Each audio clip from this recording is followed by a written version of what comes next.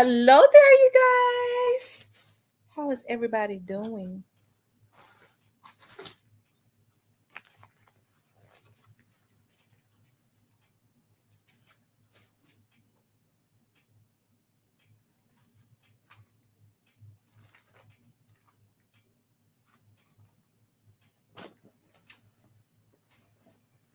Yeah, how's everybody doing?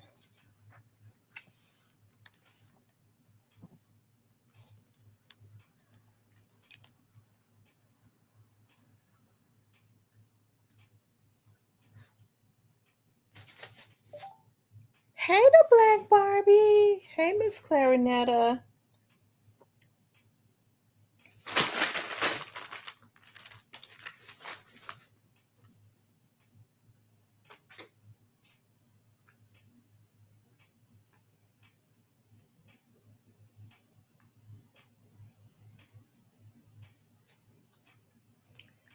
My new restroom stuff have shipped.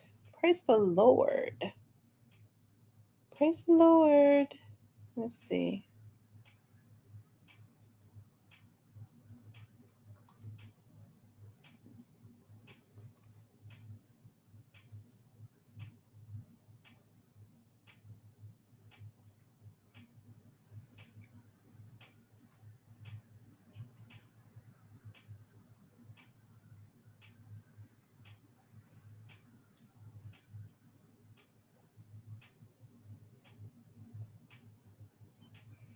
Hold on, I'm just looking at something. How is everybody doing? I just want to do an open topic. And I kind of wanted to do something really early. I want to get on early. I said I want to stay on all night. I really need to be unpacking.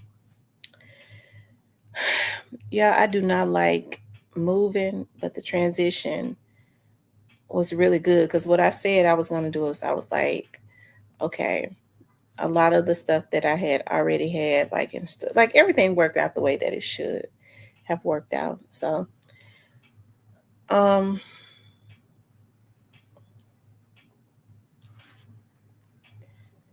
because I didn't have to do anything. Same mouse took over. Same mouse took over. Yeah, we're gonna talk about like a few things. Okay, we're gonna talk about a few things. Um, I put open topic because I'm gonna just kind of let it go where it may. But I wanted to talk about a few things. I saw the Secret Services in Memphis. I saw another situation where a mother was arrested in Memphis. I kind of want to talk about like it seems like a lot of people are going missing around the Memphis area. And then, I want to talk about the Young Dogs case because, that's what we do over here. Okay. So I want to kind of talk about all of that. I hope I don't forget everything I said I want to talk about because y'all know I am very forgetful these days because I have so much stuff going on. But hello, Tino Casino tonight. Leave me. Oh, so you didn't go? What? Okay. Kenny Adams, do you win any money down there at that casino? Now, don't forget now, Kenny, what you said. My birthday is coming up very soon. What did you say you was going to do for my birthday? What did you say you was going to do? He said, preach, Tamara. Kenny Adams, what did you say that you was going to do for my birthday? My birthday is in like 3 weeks. And of course, I'm going to New Orleans. But what did you say you was going to do for my, okay, you said you got, but what did you say you was going to do though? Because see, I be forgetting a lot of stuff, but it's certain things I don't forget. Oh my God, too pretty Miss Kitty. Why they giving Govan all these chances? Lock is crazy. He's talking about Govan. You know what? I think the situation with Govan is that Govan is out on bond. He's out on bail, right? He's out on a bond, and so I guess he's going to trial. after I give that money, we go together. No, Kenny, I don't go with married men. Okay, he forgetting he married.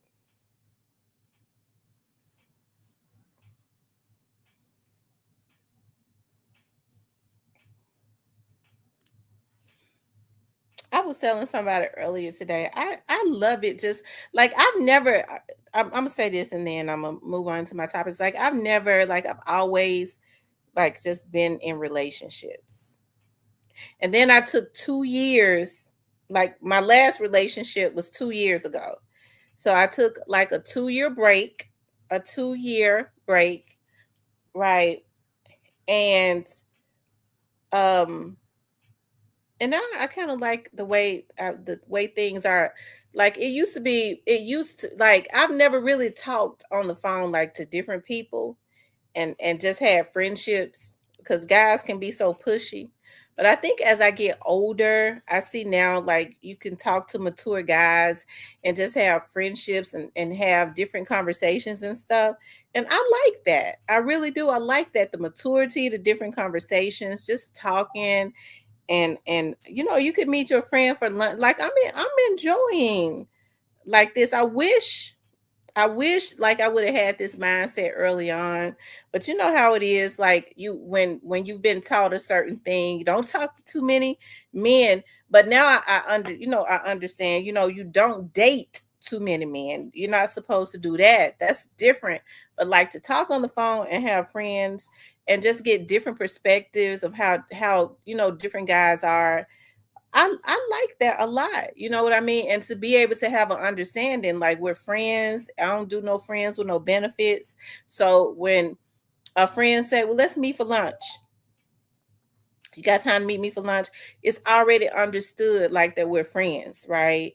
So and just because a guy call you and talk to you don't mean that he's interested in you. He could just like your conversation. He could just like your conversation. It's not like what people think. What It's not what people think all the time.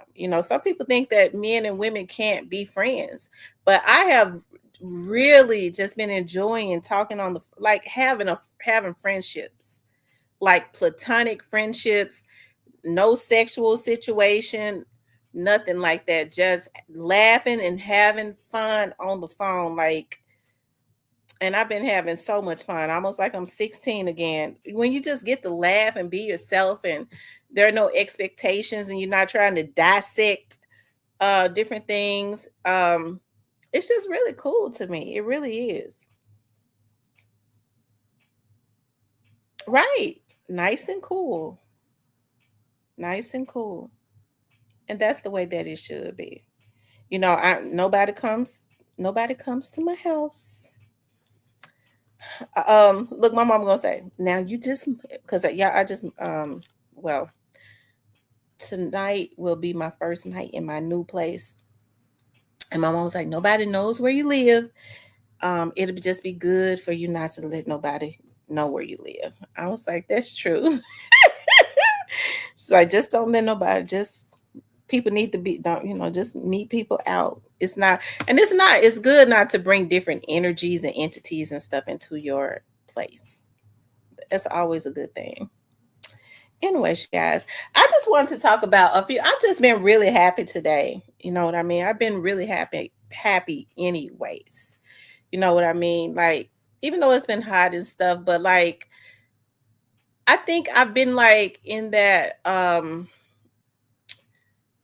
energy of expectation. You know what I mean? Especially because I pray, I always pray a lot, but I've just like been in this like positive energy when you know that God when you're up under the favor of God and you just can't miss a blessing. Like you have those times like when you're up under the favor and and all of that. Sometimes, you have to go back and get back up under that and start practicing that. And I think when you do that, you attract positive energies to you. That's why I tell women, like, there are a lot of good men out there that don't have nobody. Okay. just because people call you and talk to you on the phone, sometimes, like when you open yourself up, like when you think positive and open yourself up for positive energies and entities, it attracts to you, right? And anything that's not supposed to be connected to you, God immediately allow it to fall off, because you have to understand, like, people, rather they know it or not, sometimes they have like all types of different energies and stuff that is attached to them, bad energies from their past and things of that nature. So you have to ask God to, even if it comes into your space, to immediately allow it to fall off, right? So that you can get into your happy place again, your happy space, where God is continually blessing you. And it's not just, I was talking to my mom today. I said, I really don't understand why people be getting jealous of folks, because it's enough for everybody. Once people tap into their own, um like, once people start to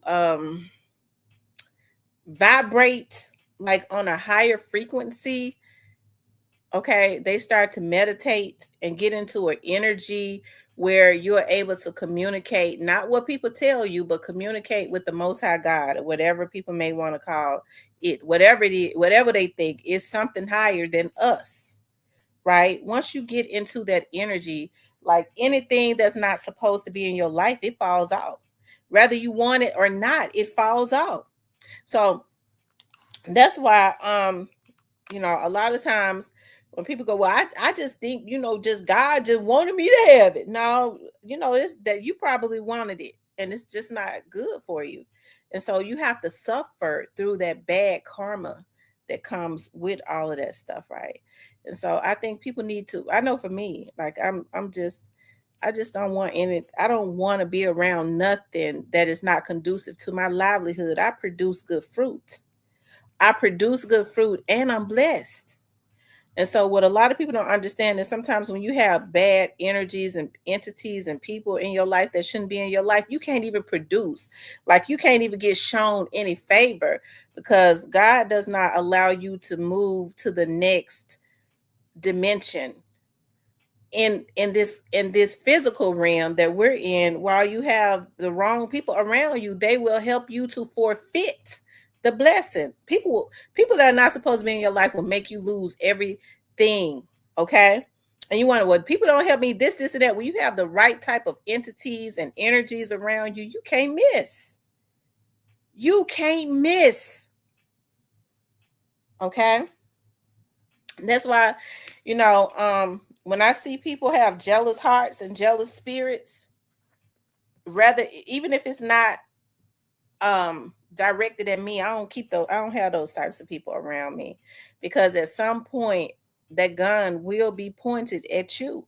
It's just in them. That's a person that is very low vibrational. They don't even know who they are. So what they need to do is figure out who they are. I don't need those bad spirits. Look at them. They just doing that. They won't even help me. No, everything I need comes to me. Everybody that's supposed to help me helps me. Okay? That's it. That's all. That's it. That's all. I don't complain about that, because I know if that door closes, I probably wasn't supposed to walk in it. That means that, hey, I was gonna have to go through some stuff that I didn't need to go through. Okay, then I was just redirected to something else. That's all. That's just how I look at it. And now I start to see that, like, I have the people that's supposed to be in my life, they're in my life. And then, God is opening up the door because of positive thinking.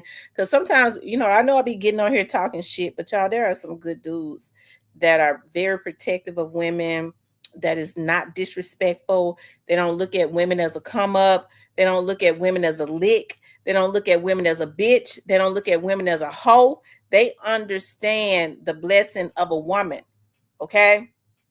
And I think when people have those types of mindsets, right?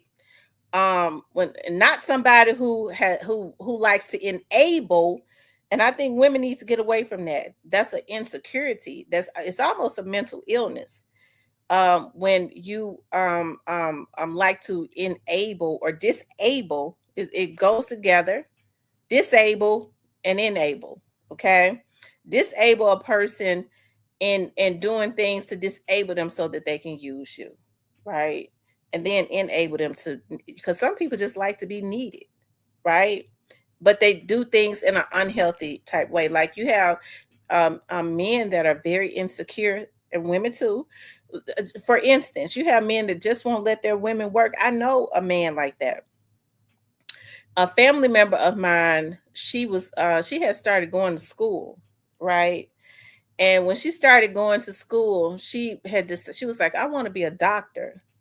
And I was like, well, that's a good thing, girl, do it. I mean, at when she decided that, she was like 29, 30 years old. Her husband became so intimidated because she married her husband when she was 18. And all her so that's very young. I didn't feel like she should have married him that young, but she did do it. So she always depended on him. And so when she decided that she wanted to, go to school, he wasn't thinking about this right here, supporting my wife's dream. This could be a blessing for myself, my children, and my wife. The first thing he said was, I don't want her to do it, because if she become a doctor, she ain't gonna need me. She ain't gonna want me no more. Okay. Unfortunately, most people think like that. I don't hear, baby, you want to be a doctor? Please go be one. Okay. Because that blesses our family. Okay. But a lot of people, and so he kept going and discouraging her until she finally stopped. Right.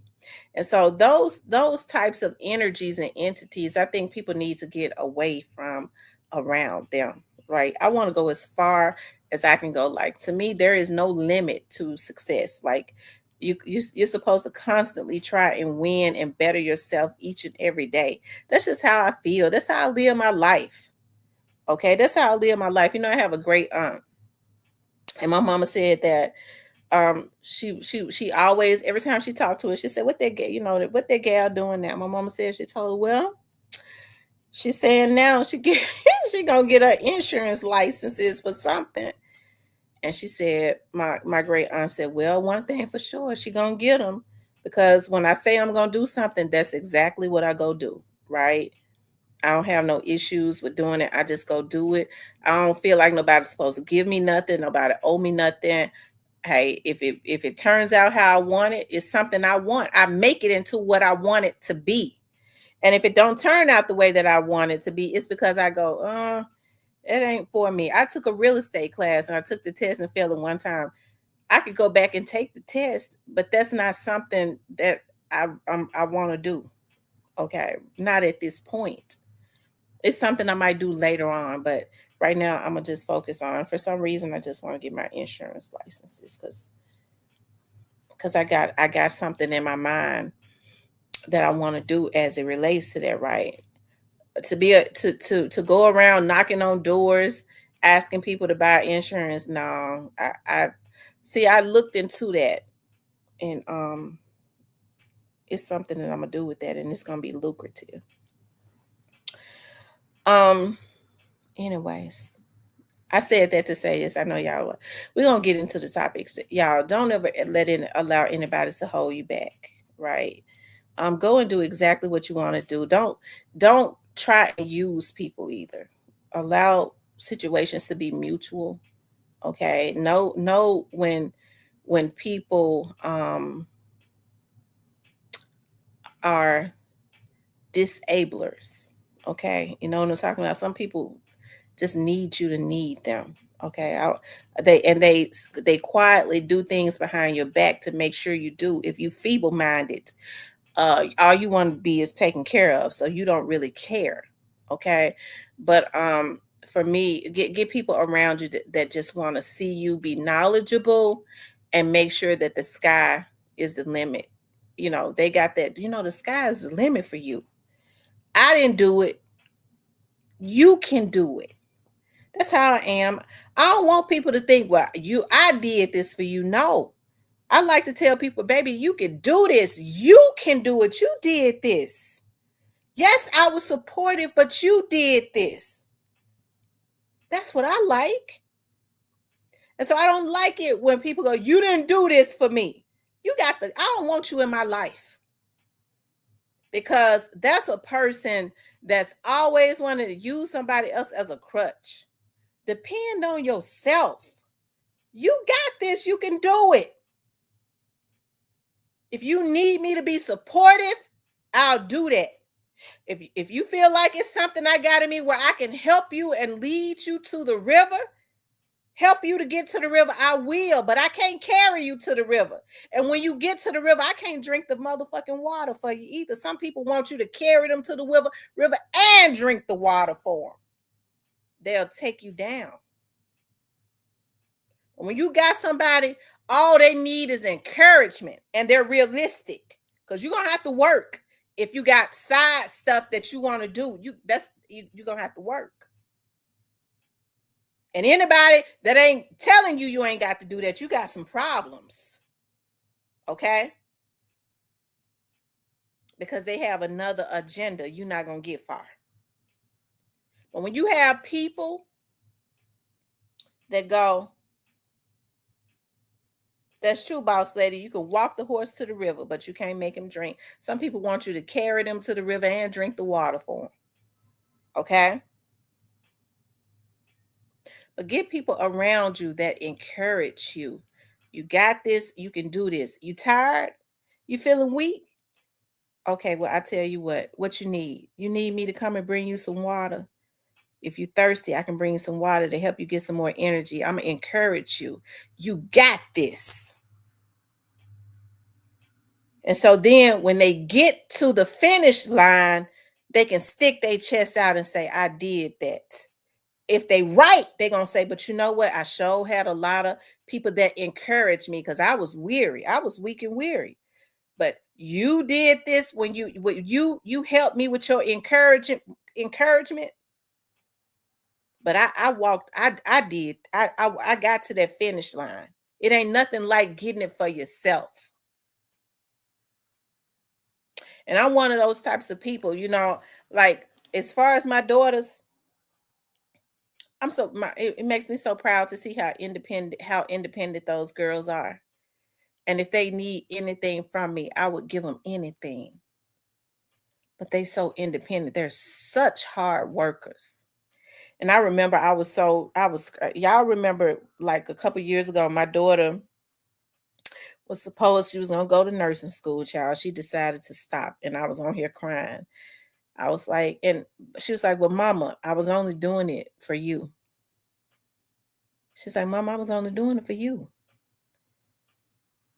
And now she's getting into something else, and she'll be taking her test real soon. It makes me so freaking proud, but it's something that she wants to do, and it's going to be lucrative for her. She got this. I didn't do it. I encourage her and encourage them in anything they do. Like, even with my youngest daughter, when she's quiet and secretive about everything. I remember she started working at a fast food restaurant. I said, I don't want you working at that fast food restaurant. And she went and got that job. She said, Mama, I'm in high school. I want to make my own money. And I remember being mad at her. I was like, I ought to make her quit. But I was like, no, she in the 11th grade, going to the 12th grade. She needs to make her own money. So I remember another job at a grocery store, right? And so she called me, and I told her, do not apply for that job. I don't want you working at that grocery store. Look at me. I was like, I want you to finish, because you don't have to, right? I guess I was trying to enable, I don't know, I was trying to handicap, I don't know. I thought maybe and I'm so glad they're so independent. They didn't want to depend on me, right? And so, and she was like, well, they said they got 2 positions. So my sister went against my word. I remember she called me and she was like, Mom, remember when you was the HR manager?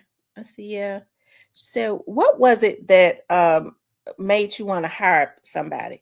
I wasn't thinking about that. I wasn't thinking about that. I had told her not to apply for that job. She did it anyways behind my back and was going for her. They was interviewing people on the spot. Anybody that showed up. My sister said, They got there at 6 o'clock in the morning and the line was around the building. It was only two positions open. So my baby called me and was like, Mama, what was it that made you want to hire people? I said, well, at the end of the interview, I always ask, what are your expectations of me? Not necessarily what the pay is, but what is your expectations of me? And I look forward to starting my new job. That's what always got people hired. I'm telling y'all now, as an HR manager. That's what they trained. That's how they trained us, and that's what got them hired. What are your expectations of me? Any questions for us? Yeah, what are your expectations of me? And I look forward to starting my new job. They always got hired, right? My child went up in there. It was only two positions, and she got the damn job too. 6 months after that, they made her. I said, "Do not do it. You are in high school." They made her an assist. They offered her a job as an assistant manager. Everything that she has, and she's moved on to something way greater. Okay, anything that she's ever wanted, she put her mind to it. She went and got it. And I feel like, if these are young women in their early 20s doing it, this one was like 18, 19 doing it. And that is because, I taught them you could get anything you want. All you got to do is want it. If you want it, it'll be there waiting for you. If it's for you, if it's meant for you. And if the door closes, you've been redirected, but ain't now door ever been closed on them. Okay, it was just a stepping stone to the next thing, right? So, um, my other daughter, she was working for the government. She was working in. I got her a job in the courts. Okay, she was working in the courts. I never said it until she left. Okay, and she's like, "Mama, you know what? They don't really give raises, and I know it's a government job, and but they don't give raises." And she said, I think I've done everything. I've learned a lot. She was working in I won't say what she was working in, okay. She's like, I've learned a lot. I've worked in every department, but it's that way all the way across the board. I think I want to go into another entity. Okay. I was like, okay, well, I don't know if that would be a good thing. She's like, yeah, I do. Right. You can retire from a government job. And so she left, she resigned, and then she stepped into another position and is constantly moving up. She went and started working with doing her and her sister. I mean, those sisters right there, I'm telling you, those sisters right there are some go getters. That makes me proud. So, um, I often think about like a lot of young women are, independent. And yeah, I just I got emotional when I got to thinking about my girls because they are awesome kids. They are awesome young adults. And you should be I'm very proud of them. I am. I'm very proud of them. I'm really proud of the mother that my oldest daughter is, like the patience that she has, how happy my grandbaby is. She's a really happy baby. And that's because her mother is like so her mom is so patient with her, and the way that they communicate with each other, and just play and fight with each other is just wonderful. So I'm very proud of them. And so I can remember like when my mom um so when I was growing up in the projects, because we grew up in the I grew up in the projects until I was 12. Ain't waiting on someone else to give. That's what I'm talking about. Don't wait on somebody else to give it to you. Folks get to waiting. Well, I ain't have no help. Well, you need to just go on and do it by yourself. Okay, we always want to lay stuff at other people's feet. Okay, you're gonna be waiting. You're gonna be waiting. And if you know you need it, it's got to be necessary. You got to ask questions because when I want some, I'm kicking every door in. I'm asking all types of questions. What's I need? What? Okay, well, how do I do this? I don't care if my dad had, because I used to hate to do that. I used to always say, if a person was acting a certain way and they act like they didn't want to tell me or whatever, I just didn't push it. I remember a time I was like that. And so I remember my dad said to me some years ago, he said, I was like, well, I don't think that person, he would say, you don't care what they think or how they feel, as long as they give you what you need. If they got it, you need to go to them and you don't care how they feel and get it. And that's how I am. A lot of times people be working on a damn job and they supposed to answer the questions that you need them to answer and they don't want to. Huh? What? Okay. I'm just gonna keep going. Okay, well, such and such, ma'am, such and such. Okay, well, this because lady, if you got what I need, I'm gonna get it. That's your job to give it to me. I don't care how you feel. And then I get what I need and then I move on.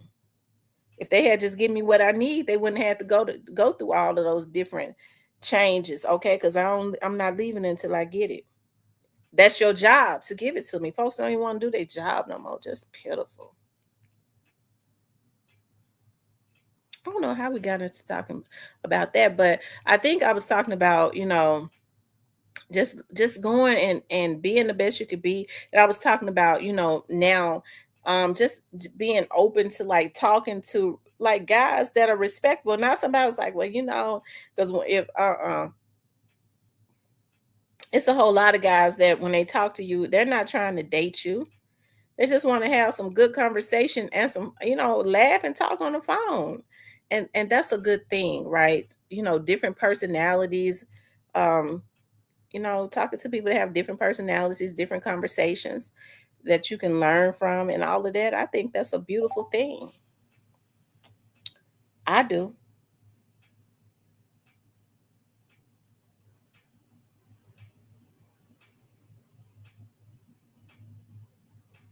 Wait a minute. Hold on, y'all. Are they saying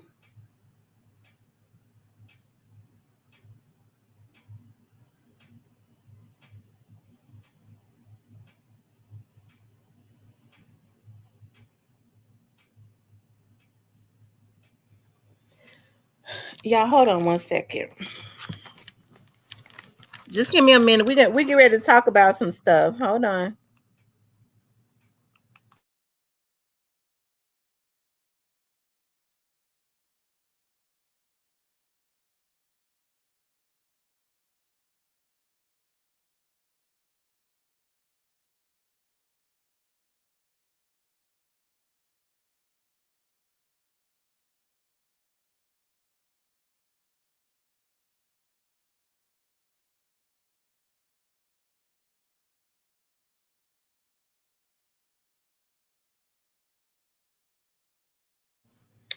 Yeah, I think I went overboard. I was scared. I was like, dog, because with this pair, they were supposed to be delivered on Saturday. I was like, I've been living at my new address on by that time. So I went ahead and put my new address on there, and I got a note. I got a thing on my phone. My shoes are outside. I think I overdid it, y'all. I'm not buying no more shoes. I'm gonna tell y'all what I did. I don't know if they be putting something in the air, but I ordered so many shoes that it was ridiculous. I can't believe I did it. Like I had 1, 2, 3, 4, 5, 6, 7, 8, 9, 10, 11. I had 11 pairs of shoes to be delivered to me this. But the thing about it is, y'all, like they had sales and stuff. So like a lot of those shoes, I ain't even got, I need to take my knives and stuff out of the. And wait for me to come back tomorrow and unpack my stuff for me. Because I'll stress myself out if I start trying to unpack everything. Um,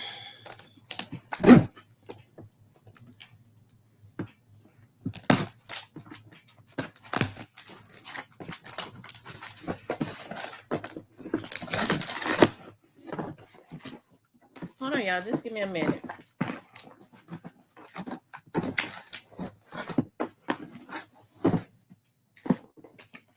I won't be buying no more shoes for but my birthday is coming up, y'all. This is like my early birthday gift to myself, though. It's like my early birthday gift.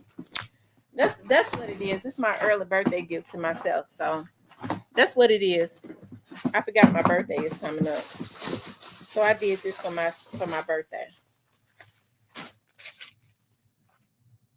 Oh. Hold on.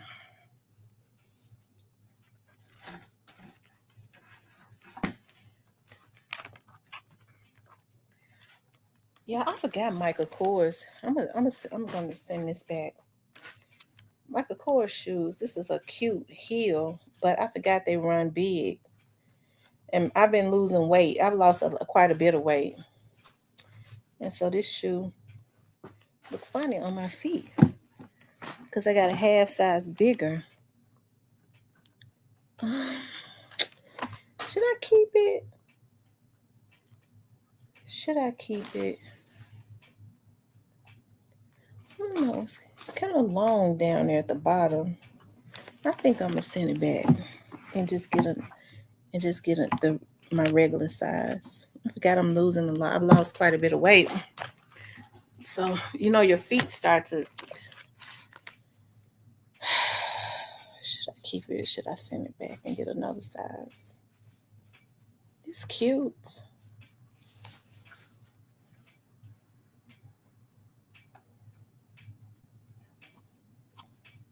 When I start to walk in it, I'm walking down there on Bourbon Street. I can't wait until I go to New Orleans. So I got all my early birthday gifts for myself. Now I'm gonna be waiting to see what my kids and them gonna do for me. I told them though, I don't want any shoes, I don't want any clothes. I don't want any. I just redid my whole kitchen. So I'm talking about as far as the appliances. I ordered for my new kitchen. I ordered I got everything for that. I don't know. Just give me a gift card. I like to go to different restaurants. So whatever restaurant I haven't gone to, I want my kids to do that. Give me a gift card for a restaurant that I haven't gone to. She says, T, I'm not getting any You're not getting any notifications? Hey Darrell, how are you? You having a knee problem. I end up giving them to someone. What the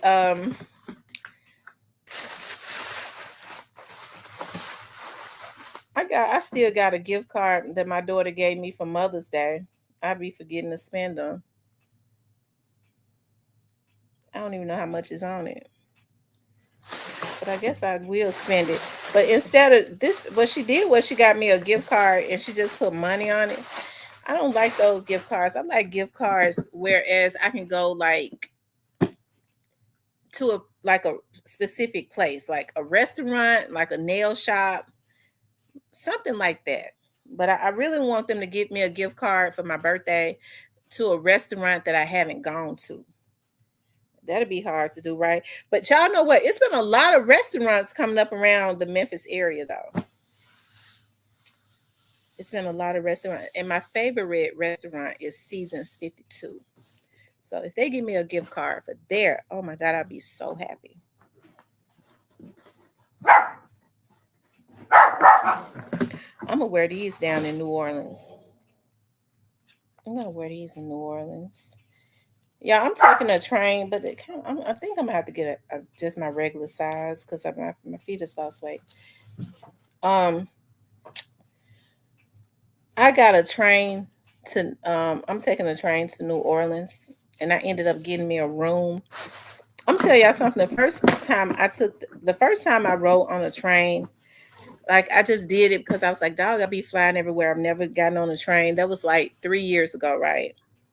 And it was so therapeutic. Oh my God, I loved it so much. I was like just looking, like going through the woods and looking at it was just real therapeutic to me. And I decided like, and so I had a cart, and so I was like, the next time I'm gonna get me a room. And so this time I got a room so that I can just lay like in my room on the train and drink wine or whatever and just enjoy myself and look out of the window. Stuff like that is therapeutic to me. I've heard about that about train rides before. I haven't. Oh my God, it was the best thing I ever did. I still take flights more than the train because I like to get places faster. But when like going down to New Orleans, it's more just like the experience. It's closer. I just want to get on the train and go in my room and enjoy just going and coming back. And, spending time with my friends and stuff.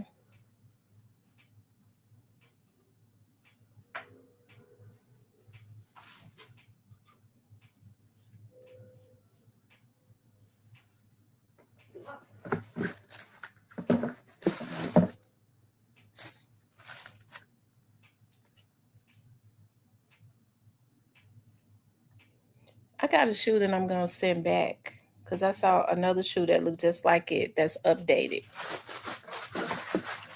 When I saw that today, I was like, oh my God, Nine West, no, I remember a time I wore nothing but Nine West heels, and then they changed their style for a long time. I didn't buy their shoes.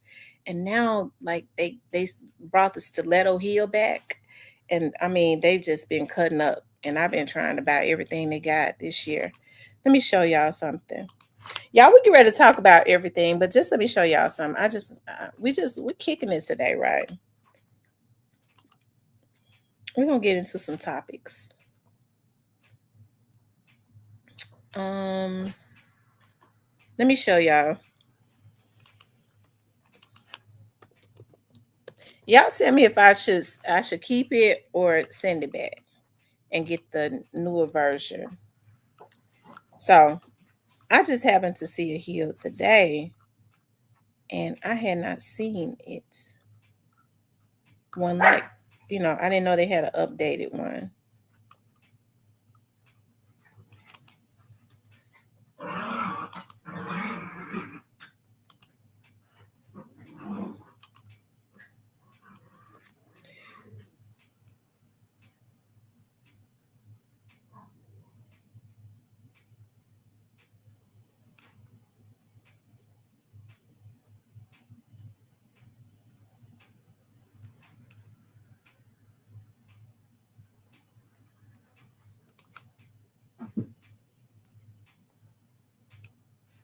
Hold on, you are.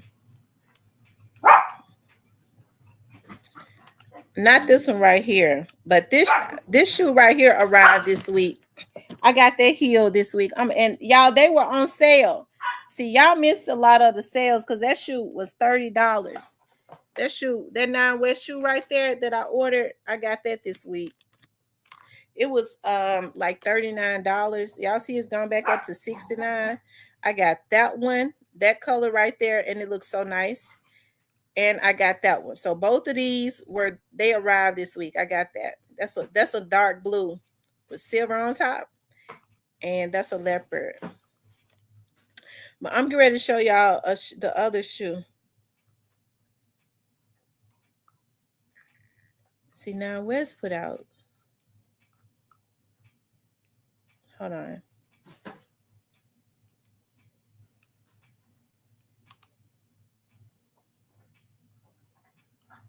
I don't know if they still got it on here.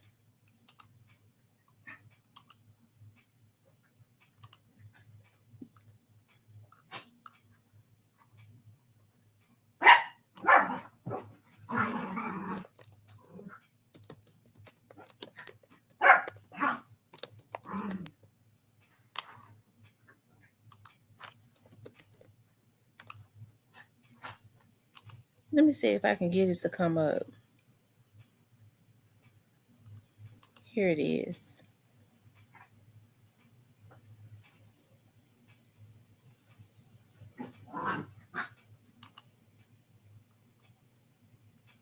And y'all, they're on sale.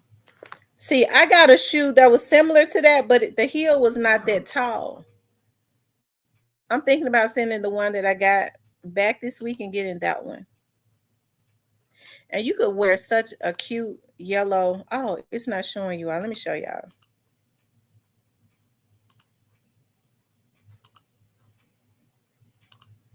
Here it is right here.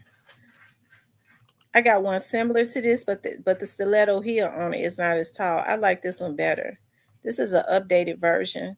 And you could wear a cute yellow sundress with this. Oh my God.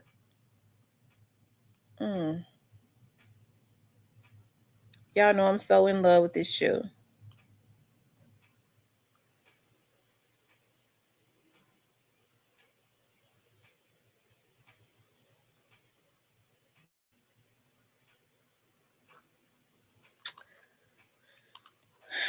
That's a nice shoe, y'all. Yes, they are. They are hella cute. I'm gonna show you the ones that I got that I'm thinking about trading in, sending back and getting that one.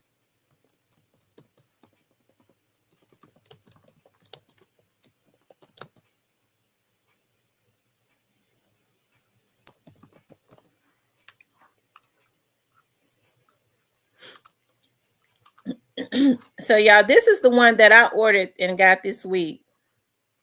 Would you all send it back? Y'all let me know. It's just like that, but it's a little, the heel is different. What the hell going on here? And it was on sale.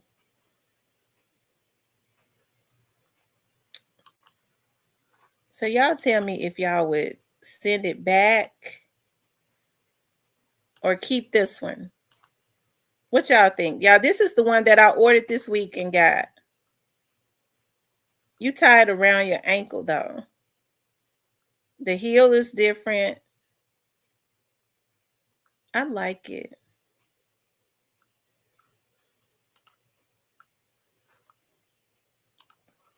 What do you all think? What would you all do? Would you keep it or send it back and get the other one? We had a Nine West store in Bay Area and they went out of business. A lot of Nine West stores went out of business when they changed their style. Like I see now they're getting back. They must got some new executives. Thank God. Because they started selling more like platform shoes. I don't care for those types. I should keep it. Okay, I'm gonna keep it then. I'll keep it. Okay, y'all. Let's get into the topics. We did enough small talk talking about shoes and all of that good stuff, and me moving and all of that goodness. Okay, I wanted to talk about. There's been a couple things going on. Of course, y'all know we always talk. Okay, I'm gonna keep it. We're always talking about stuff that's going on around the Memphis area, and the Secret Service is in Memphis, y'all. The Secret Service is in Memphis. Hold on.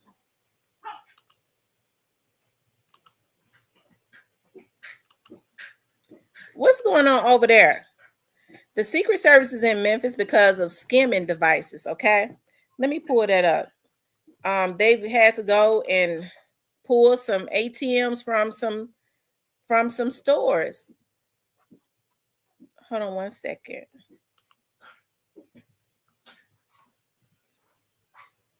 Come in, Rainbow. Hold on, y'all. Second time I've been a victim. Take a look at this video you'll only see on your news leader. That device was used to steal credit card information at a North Memphis grocery store. The WREG investigators were there when law enforcement found it. That discovery was part of a Secret Service operation that took place right here this week in Memphis to combat crime that targets lower-income families. Our chief investigator, Jessica Gertler, got an exclusive look at that operation.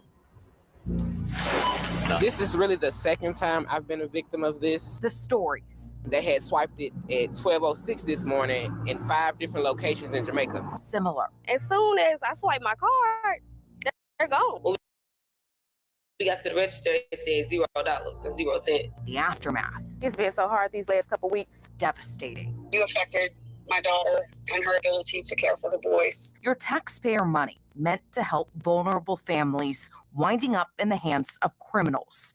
For the last 2 years, WREG investigators have told you about the drastic rise in the ruthless crime, a tactic known as skimming. Criminals use devices to illegally capture EBT card information, often duplicating the card and draining SNAP benefits within minutes of being deposited into a person's account. Good morning, everyone. This week, the Secret Service gathered federal, state, and local partners for a highly coordinated operation to combat the fraud. We couldn't do this without you. We do not have the manpower to go out and check the numbers that we have. Mark Switzer is the special agent in charge at the Secret Service Memphis field office. We've identified a number of point-of-sale terminals for EBT cards and some potential points of compromise. The goal was to find the illegal skimming devices while also educating businesses what to look for. 12 teams saturated West Tennessee and North Mississippi Tuesday and Wednesday, and WREG investigators got an exclusive look.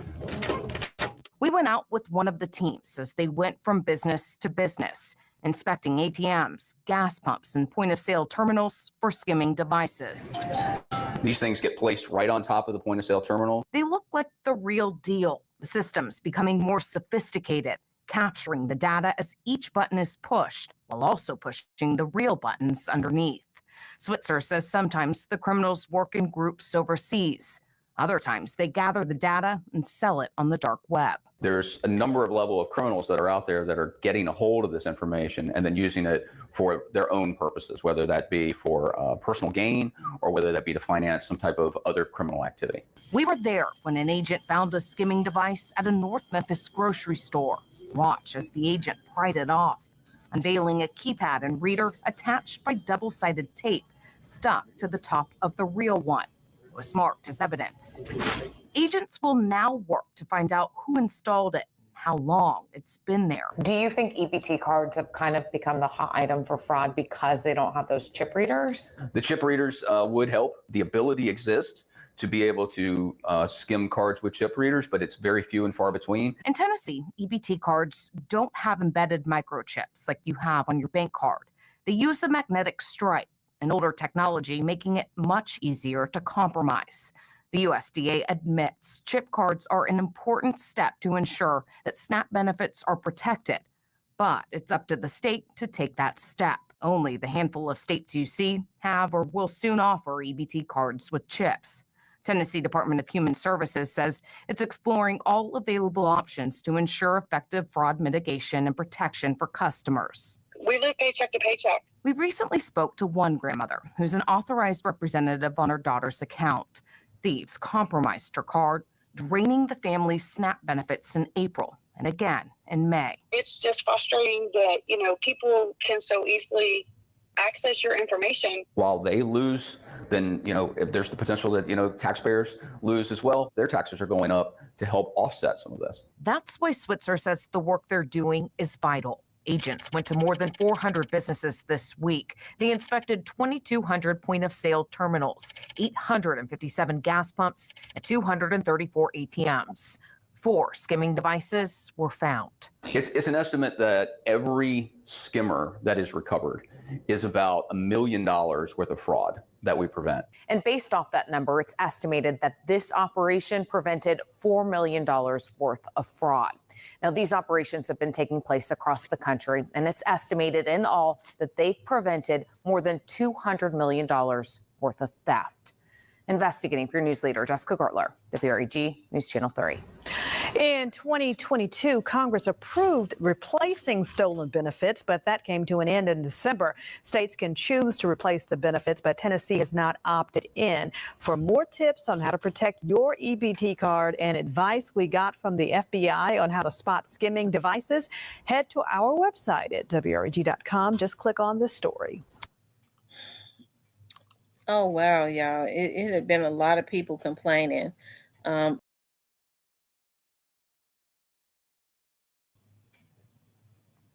about their benefits and stuff being taken off of their cards. I'm happy that the Secret Service has stepped in. But you have to think about, a lot of these corner stores that are owned by these foreigners, I think they're putting it in there, and the stuff, the money is being spent or the food stamps are being spent or whatever in other countries or whatever. I think a lot of these stores and stuff is in on it. I think a lot of these scams and these identity thefts and everything is coming to an end. I decided to run a check on myself again, and I saw where someone in New Hampshire and someone in New Jersey had tried to obtain some stuff. It's really weird, get some things in my name in those two states. And can you imagine like how many people don't actually know? It just so happens that I'm well, you can look when you look at your credit report, and you can see where your information is being used. I know a lot of people think that that the credit bureaus are automated, and no, you can talk to people at these credit bureaus. It was easier for me being an investigator to know the direct point of contact. And they can, if you can ever get in touch with them, they're able to tell you exactly where your credit was ran at, who's ran your credit, who's tried to run your credit. And when people are running your credit and you're not giving them permission, that's fraud. So what you do is you immediately contact the FBI. And sometimes it takes a minute, because with scammers, you're usually not the first or only person. So oftentimes you think that they're not doing anything the whole time people are up on investigation, because it's like a pattern, right? They're connecting the dots of who is this person connected to, who else is doing a scam with this person, things of that nature. So people are not supposed to be running your credit. It's against federal laws, right, for them to do that. And you see more and more people talking about that they, are credit repair people. More than likely, they're scammers, right? You're giving them your information. You think that they're removing stuff off of your credit, and they're actually getting cars and shit like that in your name. So you have to be very meticulous. And these people, and oftentimes you don't have to give them your information, right? Somebody could sell your information to them, and they're running your information because they call themselves got these quote unquote credit line companies or whatever, which are not legit. More than often, they are scammers. A lot of them are probably already up under investigation. They're going to go for the feds take a long time because you're going for the long haul when they get you, right? And those are federal crimes. Anytime you're then dealing with money and stuff like that, identities and stuff like that, those are not state crimes. Those are federal crimes, especially when you obtain stuff like that from people over the internet, things of that nature. Those are federal type situations, okay? So make sure y'all look into that, okay? Anyways, you guys, she says, have y'all heard about the guy broke in social service place and hacked into the food stamps? He gave, what's that, $2,500 on everybody card. Some were down south. Yeah, they said the guy was from out of Jackson, Mississippi. That's what they were saying. The guy, I saw that on the internet. I don't know if it's true or not, but they say the guy was from out of Jackson, Mississippi. So, anyways, you guys, but that is definitely a focus that's being focused in on now. I think that's one of the things up under the Trump administration that there are certain things up under certain administrations that they focus in on with the federal government, and up under the Trump's administration, scams, human trafficking. See, I don't think that it's a coincidence that you're starting to see like a lot of these celebrities and stuff. You have to think about Trump is vindictive, okay? He's very vindictive, and he believes in his get back. He knows where all the skeletons are. Like when you start to see Puffy and them start going through stuff, like this is something that if y'all can think about it, when he was in office the first time, that's something that he immediately started focusing, his administration immediately started focusing in on as it relates to the elites and the rich people.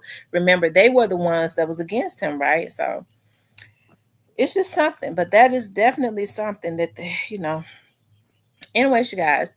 Oh, and then there was another situation in Memphis. Just some wasteful spending. Another situation in Memphis that happened where a lady has been charged.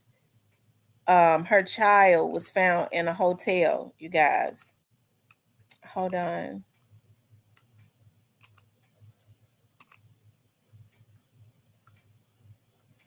Says mother charged after child found mummified at hotel. A woman has been arrested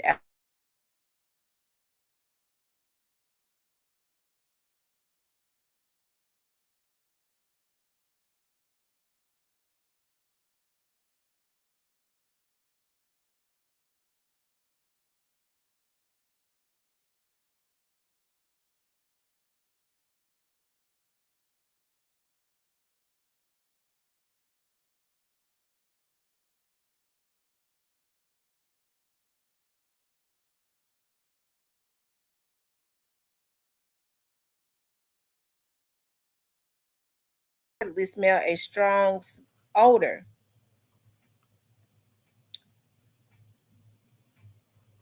Hold on, you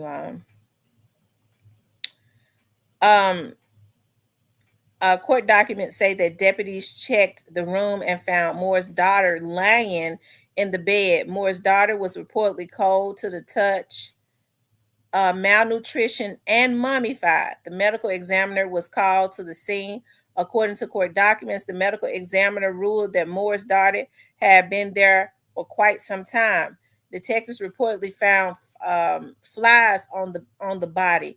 Moore was taken into custody. Court documents say that Moore was found to be in a state of mental crisis and was evaluated. Moore reportedly told detectives that her daughter is still with her and that God was with her and the daughter.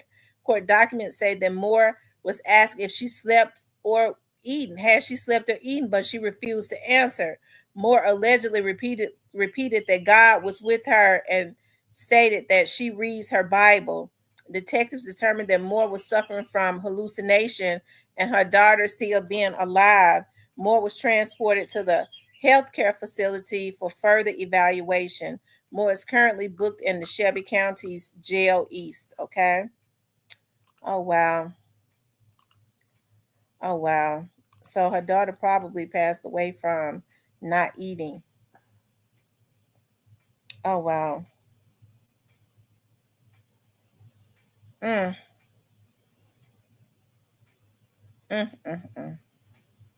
Lord have mercy. I tell you. Oh, that's something disturbing. That's some disturbing stuff right there. I tell you. So yeah, the girl was sick. I wonder how was she able to pay the hotel bill?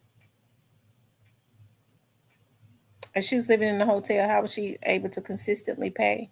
Maybe she was, I don't know, she was getting some type of benefits. That's sad. There really is. It's really sad.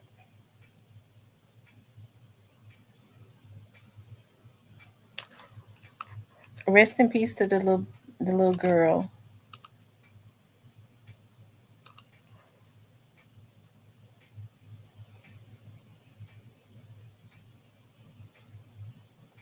I agree. She said some of these folks don't need no kids. I agree. But it's obvious, like I don't know if she's always been, but she flipped out, because they said that the hotel owner said she kept coming up there talking about her husband owned the hotel. So she started, she lost her mind. She lost her mind.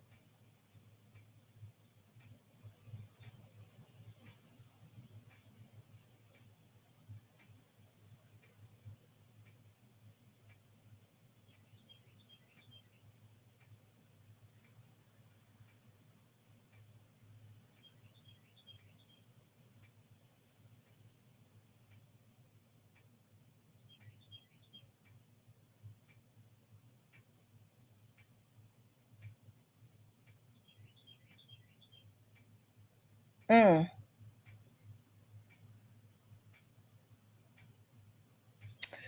Anyway, Sean, we we're just kind of vibing tonight. We're just kind of vibing. I'm in chill. I'm in chill mode. You know, I'm happy, but I'm happy anyway. So, but life is good. God is good.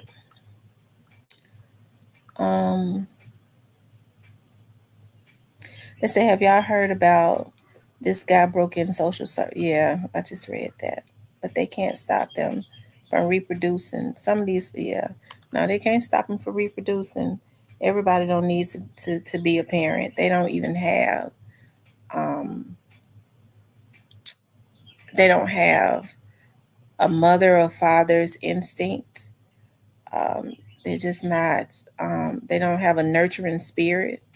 Some people are real hard and cold. And then some folks are mentally ill. They may not be bad people, but they're mentally ill, you know, just bad shit crazy. So I don't like to see children in bad situations where they're being mistreated and they're not eating. And that's why when the child says that they're hungry, I never turn them away at all. Like, I never do.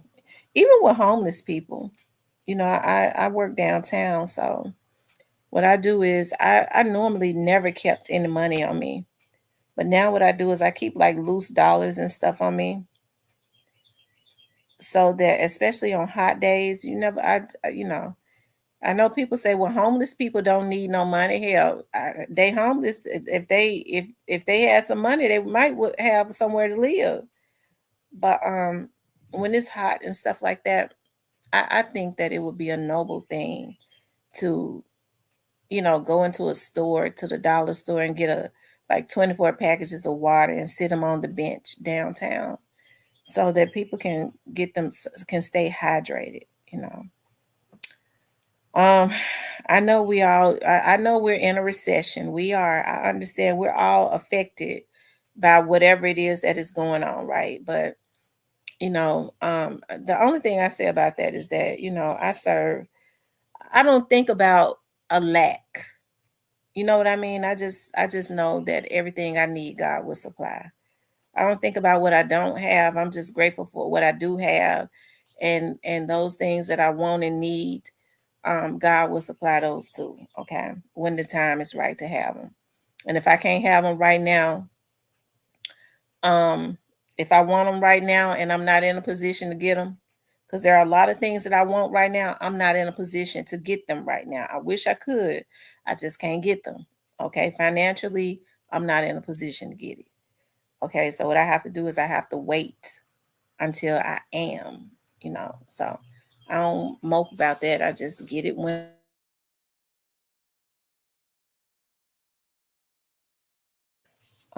Lots of homeless people get checks, right? And I think some, you know, a lot of homeless people, they get checks. Some of them are veterans, and they they don't know how to function. They like to sleep on the street.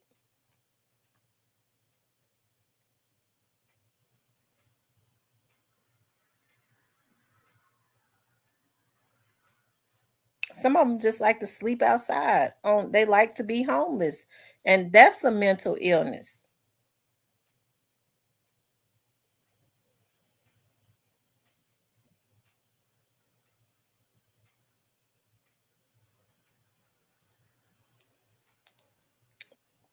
I don't know.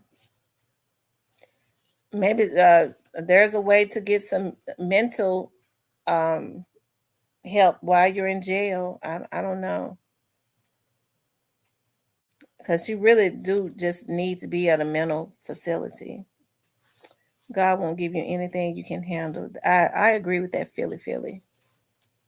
I agree with that 100%. God don't give you. I mean, when the time is right, you get everything you need. You don't have to manipulate it. You don't have to chase it. As a matter of fact, when it's time for you to have it, it'll come and chase you down.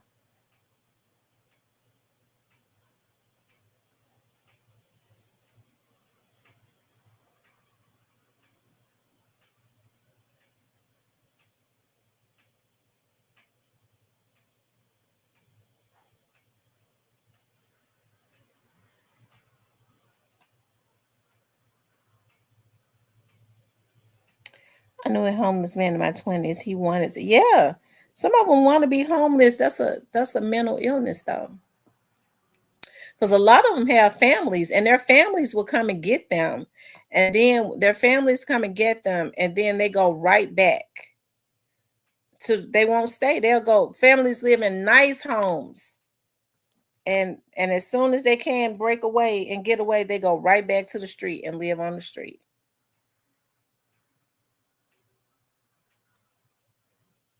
I agree with you, Dub JJ. I agree 100%.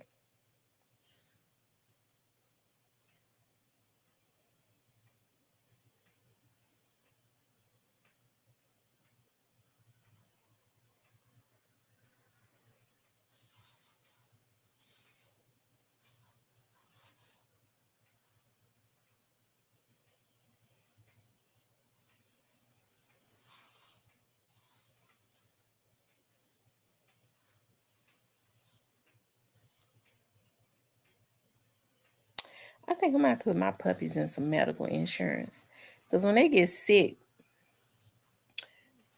the vets charge an arm and leg. If you have them in medical insurance, which is probably like $25 a month, you don't have to pay. You don't even have to pay a copay.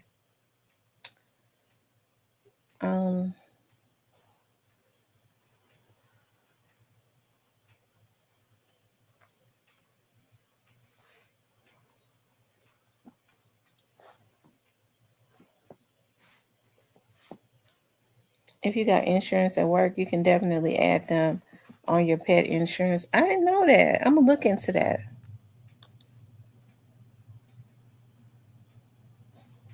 It may be just California, because I didn't know that. I do know you can get burial insurance for your puppies, too.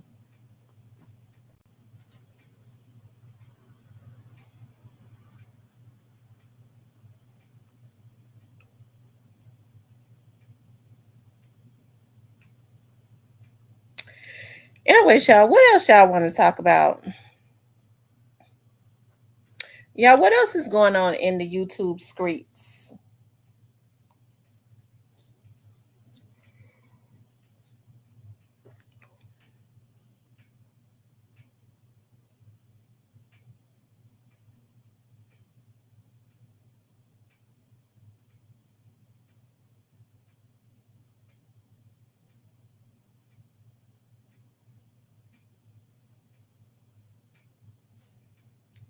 Oh, they don't volunteer the information. Okay. Oh, so they're being slick.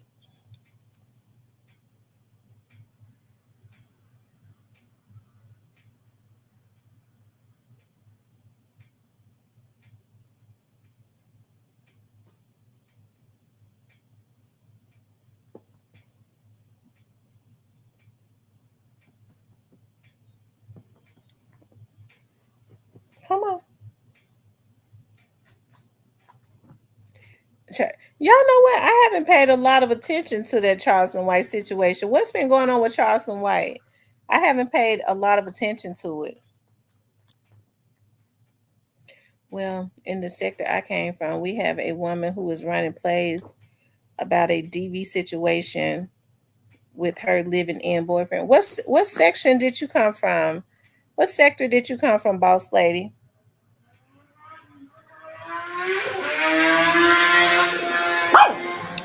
Ooh. Philly says the time is near. Oh, okay, you're from the Mo 3 sector. Okay. Philly says the time is near. Everyone needs to get closer to God before it's too late. For you will have everlasting life. I agree. Everybody needs to definitely get closer to God and start, living their life to the fullest. I need to be.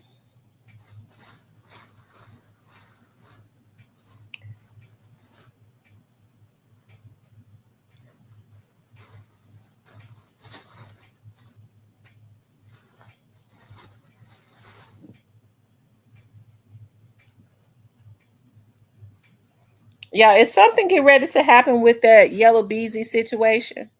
Has Yellow Beezy, you say you from the Mo 3 sector, is Yellow Beezy gone to court? Has a trial date been set for Yellow Beezy? And somebody called the Las Vegas Police Department to help her, and she didn't want it. She wouldn't answer. Oh, okay. Okay, so that situation with Yellow Beezy hasn't started yet. No, True Bleed, no, but somebody came down my street. You could hear that motorcycle. I mean, it was loud. According to this, like California, there are doctor, lawyers, all kinds of circumstances. Mm.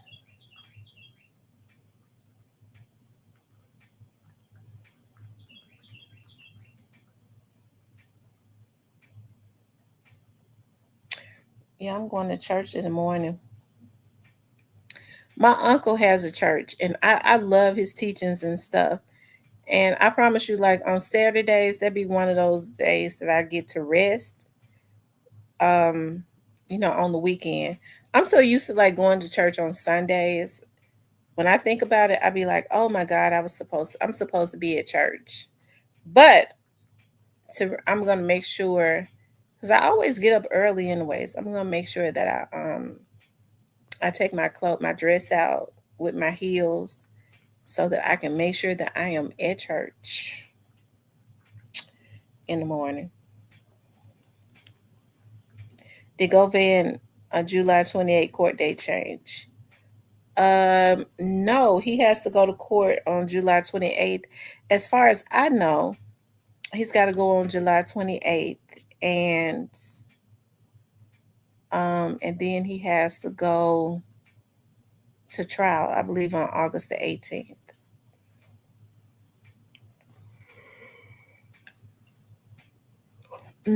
He has to go to trial on August the 18th. I don't think they're going to change no more dates. Not unless the attorneys ask for something on the 28th of, try to get the trial date changed again. It appears to me, just from what I've seen on TV, the judge in this case really just wants to get the trial over with. I think she wants to get the trial over with. It's like the system, the court system and stuff. It's so backed up, like the trial dates and stuff. So, hey, I don't think she's really wanting to keep prolonging it. So, more than likely, because I'm sure they asked for a continuance, and normally when you get a continuance, it is like 2 to 3 months. But you see that she only gave them 2 weeks. What's up, Cypress? Or 3 weeks? What up, the Cyp Dog? What's going on?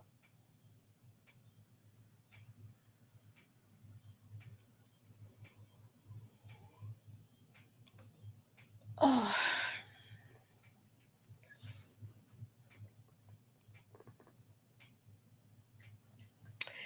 I said I was going to start back interviewing people. I've been feeling happy enough to like just start back doing my interviews and stuff.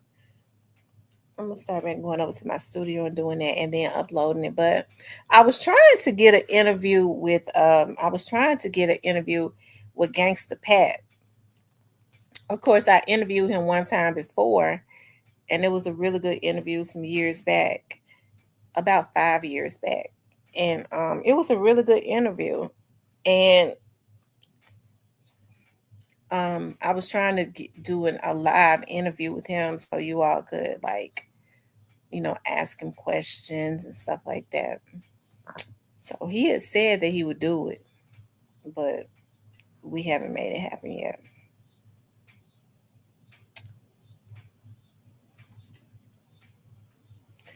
Cypress said he just chilling.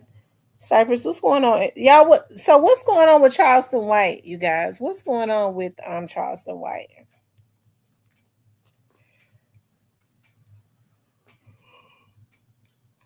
I haven't really been paying attention to it.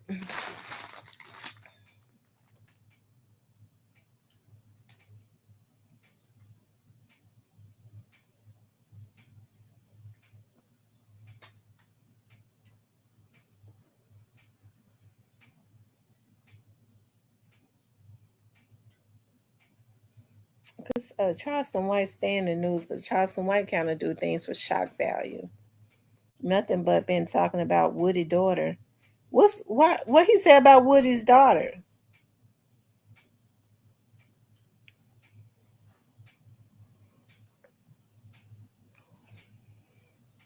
I almost barked with Remy when the motorcycle came through. Oh, girl, they do not like noise at all. They don't really like noise. Mm-mm.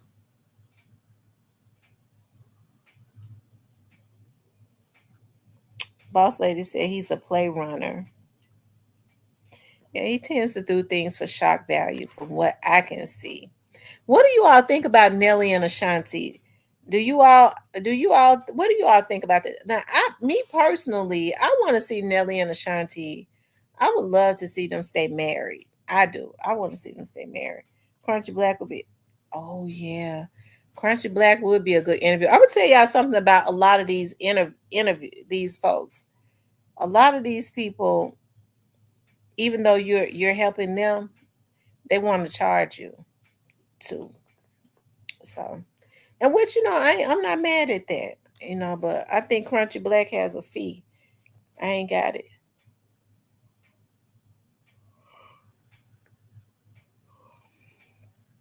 I feel that they're going to make it. Me too. Yeah, that would be a good interview though. Crunchy Black's interview would be a good interview. See, I think Vlad be paying him like $5,000-$10,000.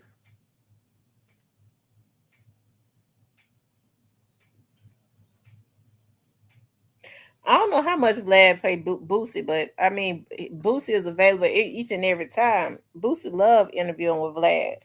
I haven't seen Boosie on Vlad lately, though. Have you all? He ain't been on there. He might be on there since he in court with Ghazi and them. I saw Boosie. Let me see. Boosie was talking about Ghazi. He went live. I think he's in court with that Ghazi situation. And he said Ghazi and them stole his artists. Blue. And he was talking about Ghazi and them losing real bad in court.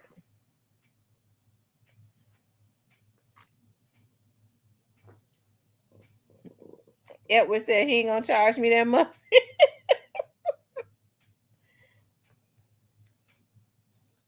Yeah, with Young Blue.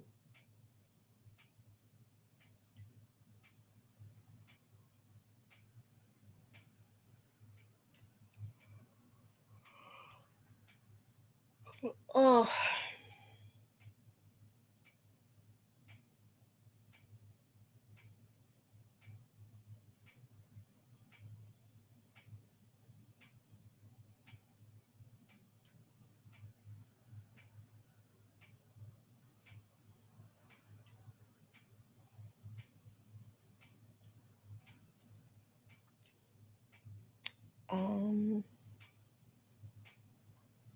Said ain't seen him since the baby was born. He's in court now. He's in court with Ghazi in them.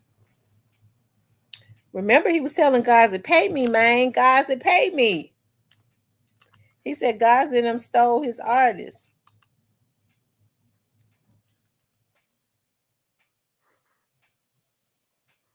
Hold on, let me see.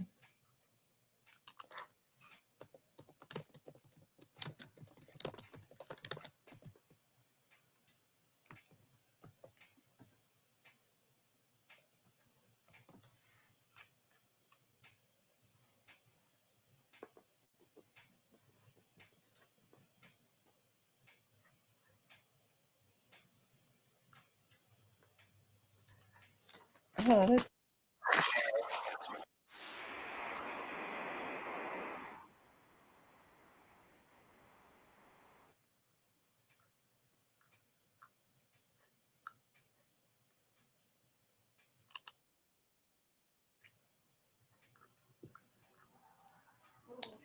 I don't see it.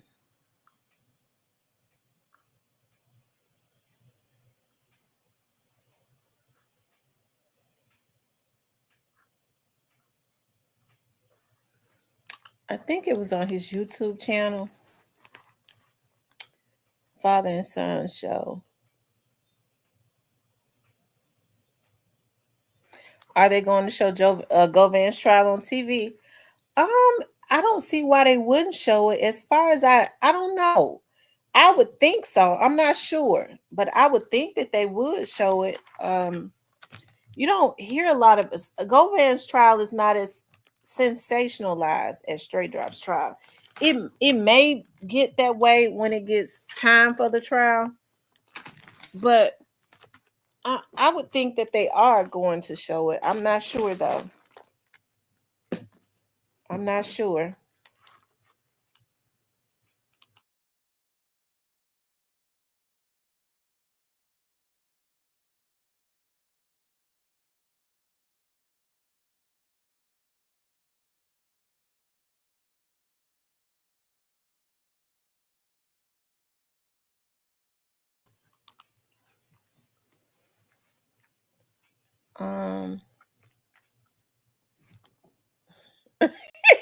Yeah, where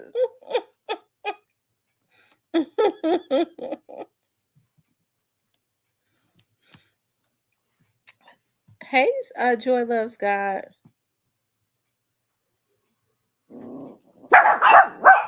When you say hope they don't try to trick us into what?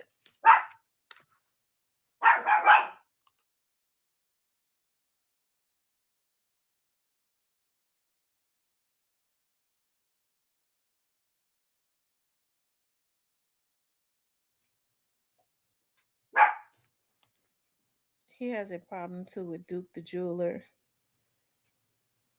Who has a problem with Duke the Jeweler?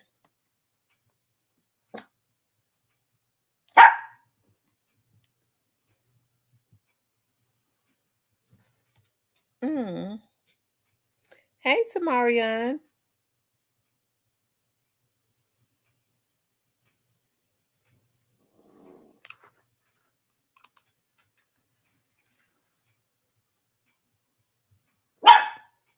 Oh, by not putting it on TV? I don't see why they wouldn't. The media has a right to be in there.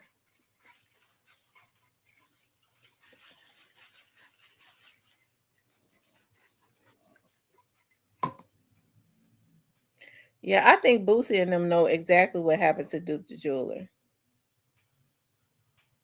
Yeah, who do you all think robbed Duke the Jeweler? Do you all think it was Jay Prince? Do you all think it was Jay Prince Jr.'s people, or do y'all think, hey, McName Ace, or do you all think that it was Boosie's people? Who do y'all think it was? Lori says she's got a problem with Boosie.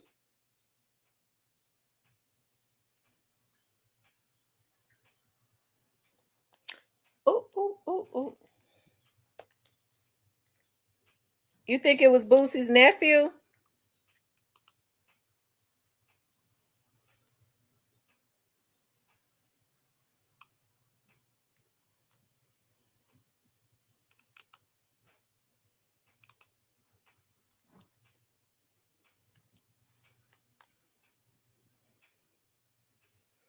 You think it was Boosie's people?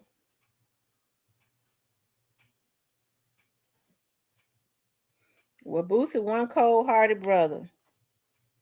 If he know that his people did that to that boy and he ain't flinched, I mean, he's just gone on living life like it never happened. That's evil.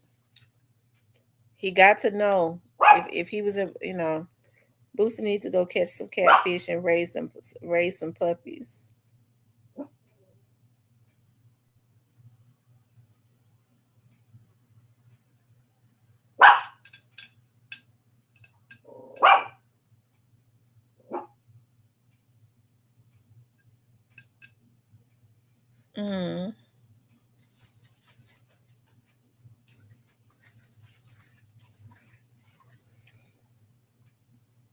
WJJ says Boosie have lots of bad luck because of the dirt around him. Samaria says he did his baby mama brother the same way. Oh, so Boosie killed his baby's mother's brother for real. Lori said his brother busts him out all the time. So has anybody ever bust him out about, hey, the reality, has anybody ever bust him out about Duke the Jeweler?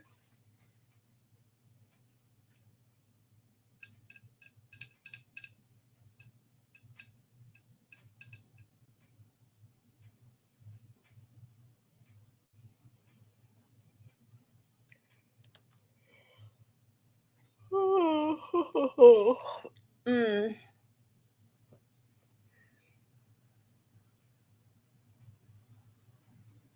Also, his brother busts him out about Duke the Jeweler. Wow.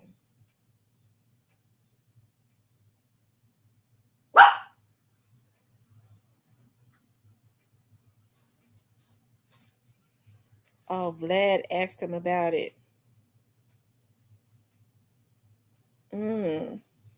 He got called out a few times about that situation.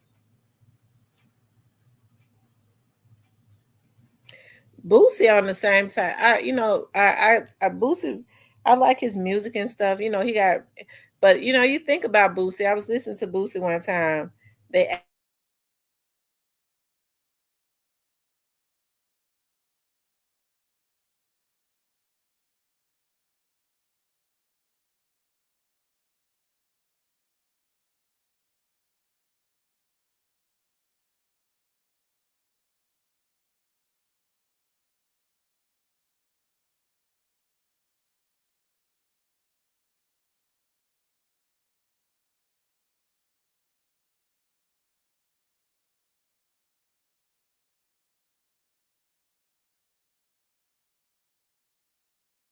Hey, Tyranny.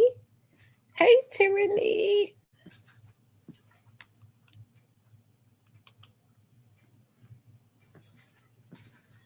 Said he been grimy, dirty, and a slime ball.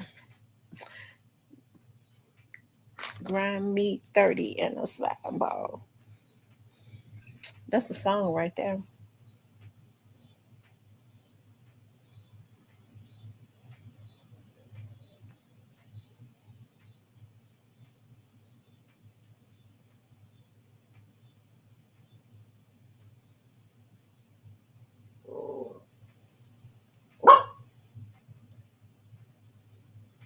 Was I muted?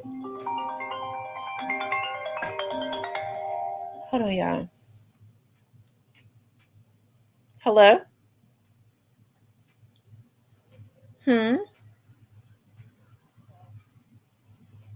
Nothing much. What's wrong? About what?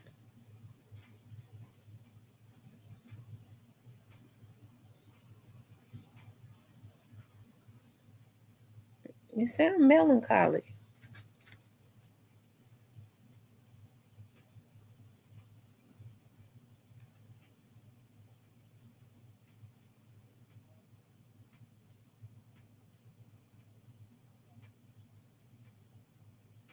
Mm.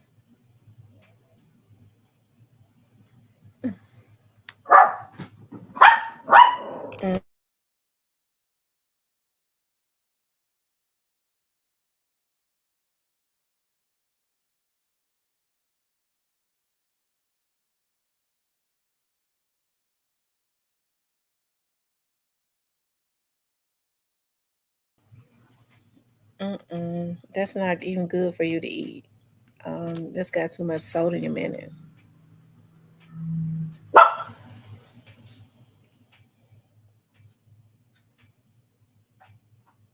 And you need to start buying, making sure when you buy bacon, you look at the back of it to make sure it don't have a lot of sodium or sugar in it, because it got bacon like that. No sodium, no sugar.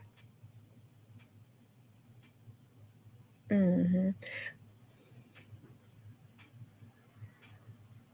Mm-hmm.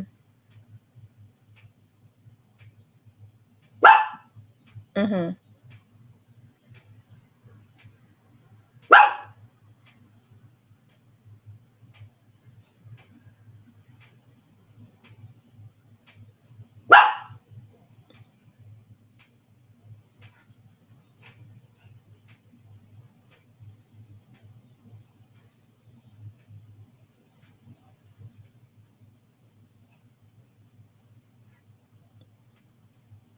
Mm-hmm. Mm-hmm. Mm-hmm.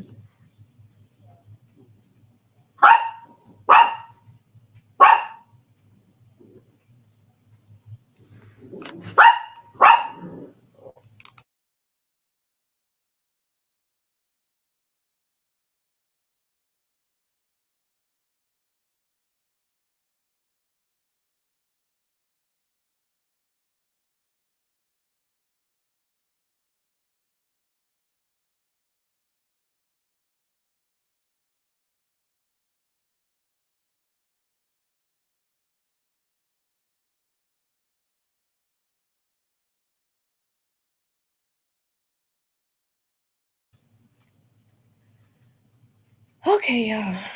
I'm back. Oh.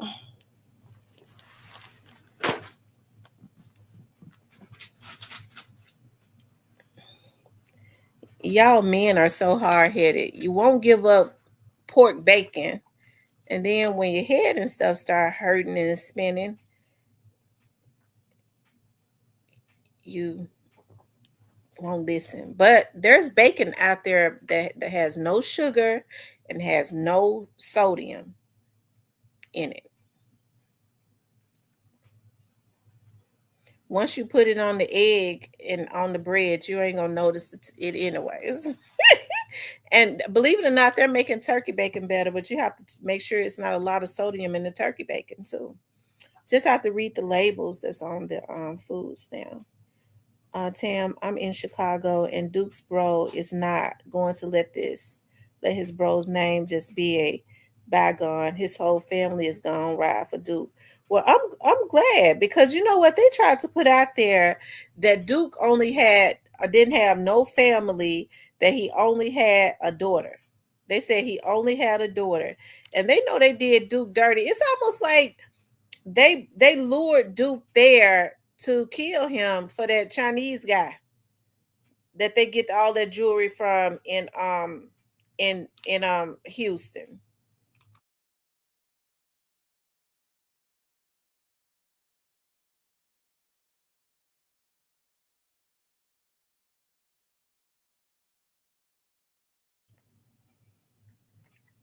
I don't care about celebrities' personal life. A lot of times I don't be knowing what they do. Mm-hmm.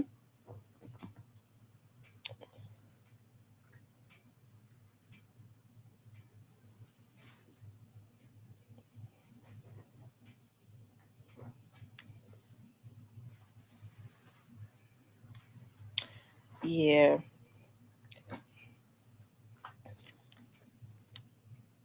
I hope they get, justice for Duke the Jewel, though. I don't care who did it. I want to see them be brought to justice. They did him dirty.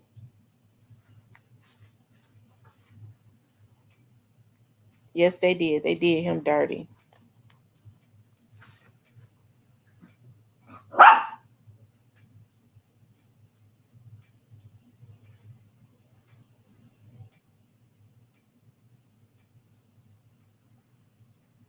What is Duke's family? Is his small parents died young? Okay, his parents died young, and his family is really small.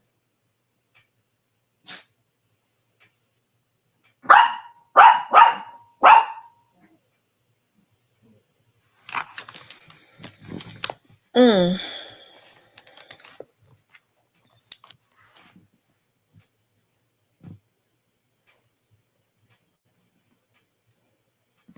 Is Cypress and Magnane Mace in here? Y'all want to come up here tonight? Cypress and Magnane Mace?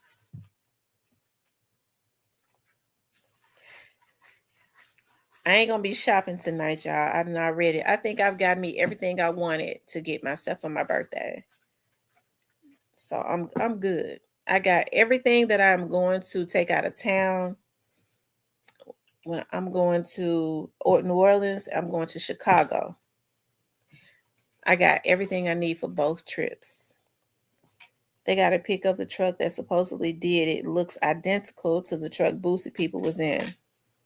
Wow.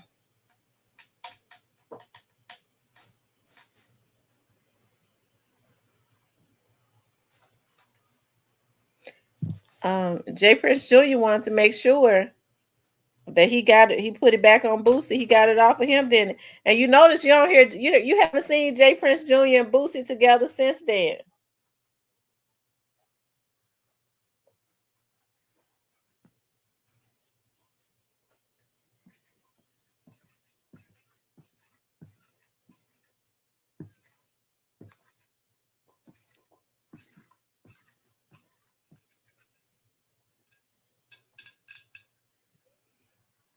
Oh.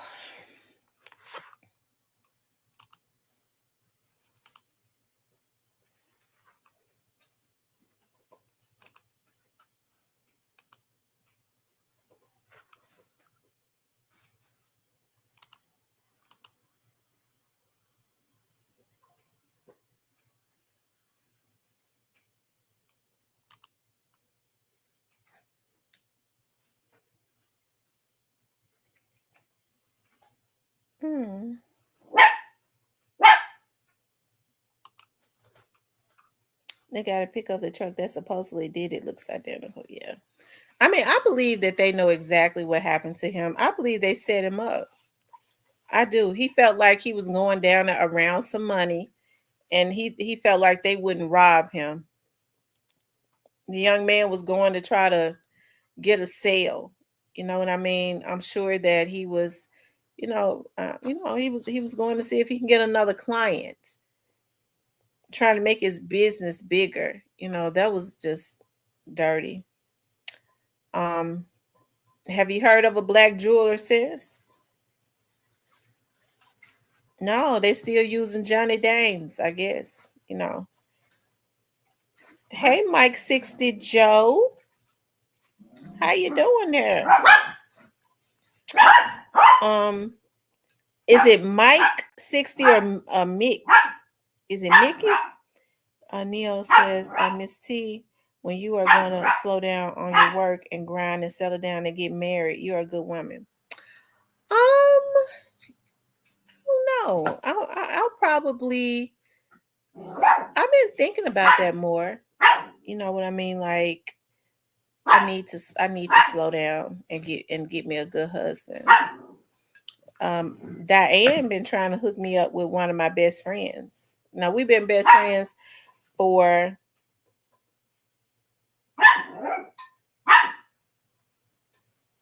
anyhow. I want to say okay. Okay. Because I was saying Mike 60. I think about his Mick 60, I think. But yeah, Diane been trying to fix me up with one of my he's been my friend for 25 years.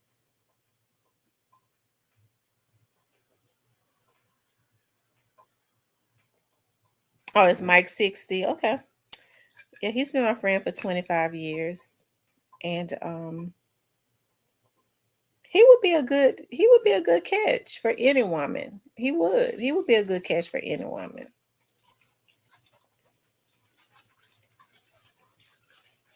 Worked for the police department for 37 years. And I told him, I was like, what if they, want you to be the chief? Would you stay? Would you be the chief? I was like, would you be the chief?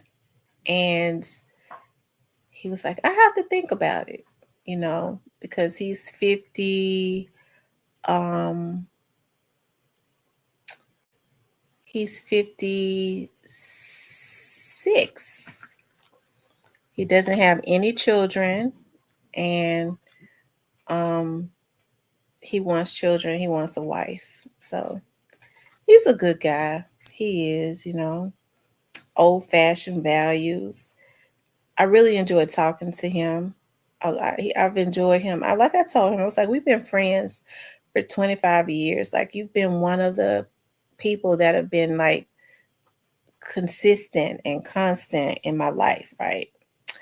So I really, I need you to be my friend. And he was like, well, if it don't work out, we could always just go back to being friends. I said, no, those are the rules. No, if it don't work out, we can't be friends. So he's like, why not? We could just, I don't mind. I was like, because I'm not gonna want to. That's how I am. And he was like, well, what would have to happen is we'll just have to get married and make it work. I was like, that's a way to look at it. So my mom was like, you gotta, he's a respectable young man. She was like, if you was to get married to him, I could go to my grave knowing that you would be taken care of and that you would be okay. Like, you and these girls will be okay. He's a colonel. He's one step from being the chief. So I told him, I said, I think you can be the chief. I think he could beat Caroline out. I think he'll get that chief spot before Caroline Mason would. Tamarian says, I love. I like to see people happy too. I like to see people happy. I do too. So I don't know. It's just something to think about, because he always talking about, I'm ready to travel. And I was saying, I was like, you know what I want to do? I said, I be thinking about, like, when I was growing up, I used to love, like, when I stayed at home from school, because y'all know I'm real, just a kid at heart, right? I used to love their Rice-A-Roni commercial. And I used to love that Rice-A-Roni commercial. So I've always wanted to go to San Francisco so that I could ride on the trolley. And he was like, all you got to do is say it. We'll book it and we'll go. We'll go to San Francisco and ride the trolley and then fly back home. Yeah, he would be a good husband. He would be a good husband.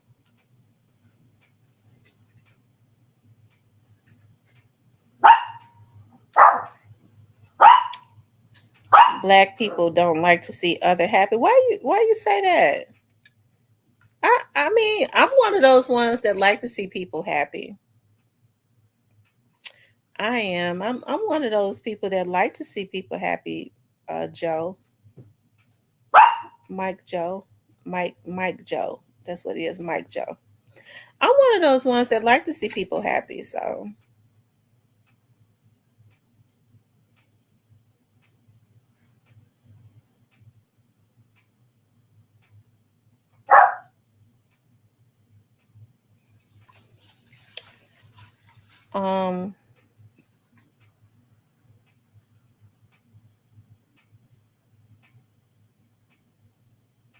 Why you say that, Mike Joe? Why you say black people don't like to see other people happy?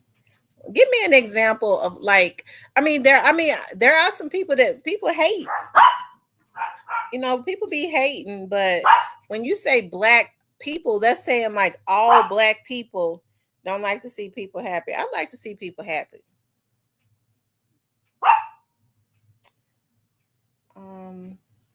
Tamarian says, what am I waiting on?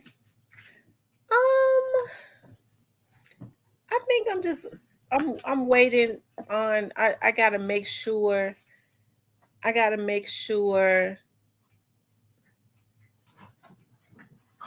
just gotta make sure that it's right. You know what I mean? Like I gotta make sure that it's right so that I'm not ruining a friendship. I'm not gonna ruin no friendship for no dick. Just for some dick. I'm not. That's why I told him I think that we should just I suggested this to him. I was like, I think we should just get married. So at least I know, like, if we get married, then I didn't take a chance on ruining the friendship, because we get married, we got to stay married. He said, we own nothing out here. We own nothing out here. America is not for blacks. It's the way it's always going to be. Plus.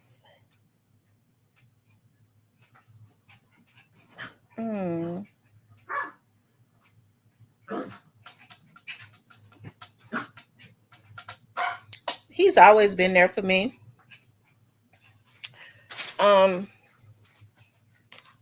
He's always been there for me. I'm gonna tell you, one time I was sitting on his porch, probably like 3 months back.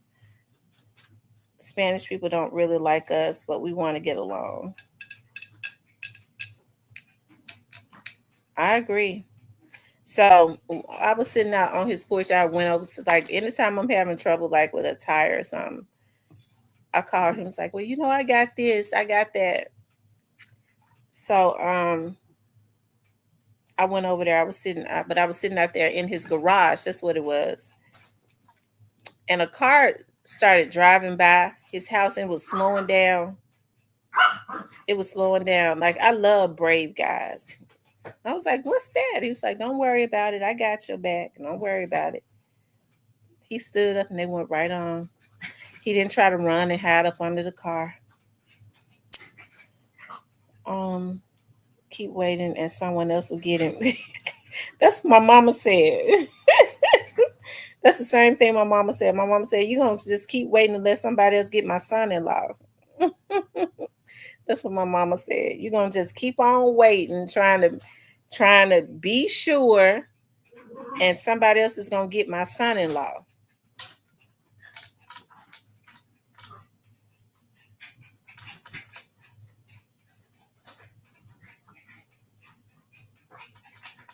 He said black people scared to take a stand. Well, yeah.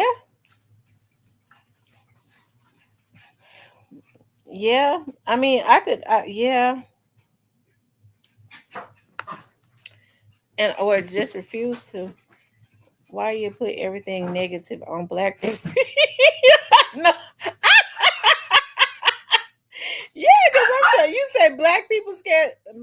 Now, Mix 60, are you black or white? Are you black or white? Because you said black people scared.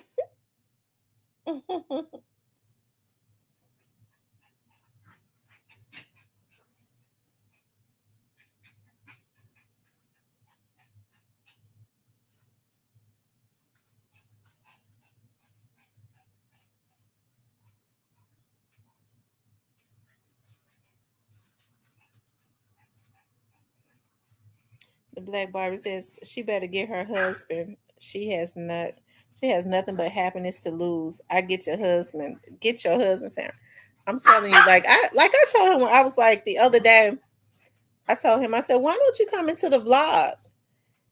And he said, what are y'all talking about?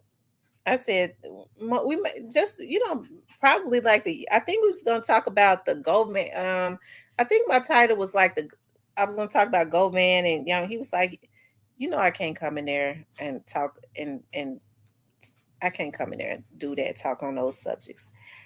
I was like, but you could just like make a fake page or something like that. He was like, I don't do that. I can't do that. I can't come in there and engage in topics like that. And so then I was like, well, okay. He was like, well, wait a minute. Well, if you on when I get back, I'll just put it on there and I won't say nothing. And I was like, okay, you just stay in the bushes, don't say nothing. It's like, yeah, because I can't have an opinion on stuff like that. Trublee says, why you put everything there? He said, that man know you're his woman. He just playing his part.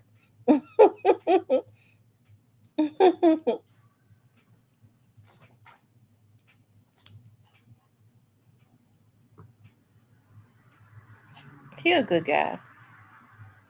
He really is. He's really a good guy. He's a military. Like I told him, I was like, I worked for the police. I've worked with police officers for 25 years. I haven't dated a police officer for many, many, many, many, many years. Okay, so I just made it I was like, I make it a habit of not dating, but he's not, he's different. He's a little different. Does he have that police officer's mentality? Let me see. It's been so long since he's been like a regular patrolman. Like he's been there 37 years. It's been so long since he's been he's just got a paramilitary type personality anyways. He's just really like because like even when I bring up stuff like with the even like with the Young Dolls case, every now and again he'll say something, or during the course of time I've been talking about it, or he might let some slip out, but not a whole lot. He don't have a whole lot to say about it, because I'd be fussing and talking about stuff that's going on in the community and stuff.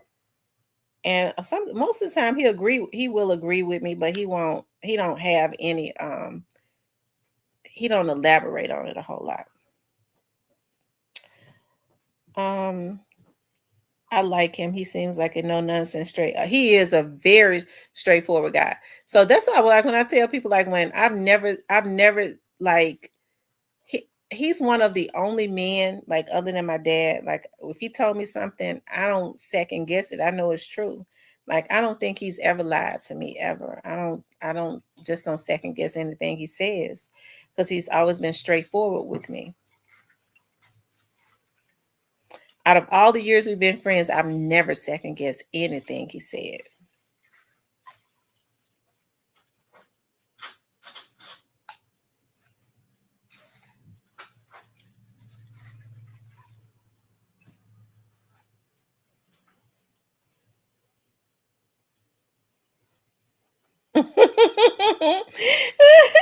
Look, Mike 60 says, I'm not negative, y'all, just in your feelings. Lord have mercy.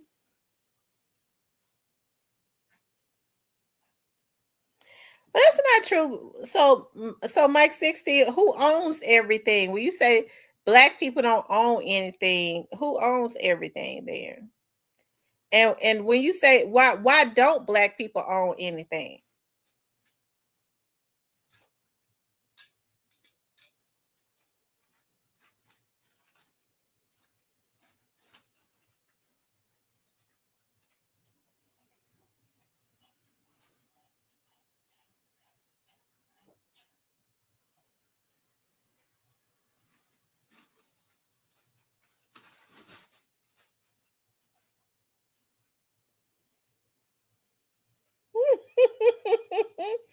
He said, how many black people believe they are African American?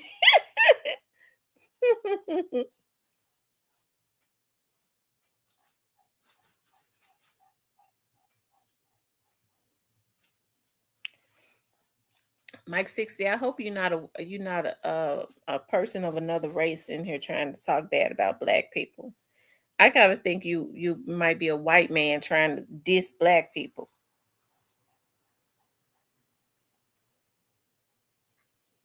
Cypress says, real talk with him, go get your husband, quit playing, man.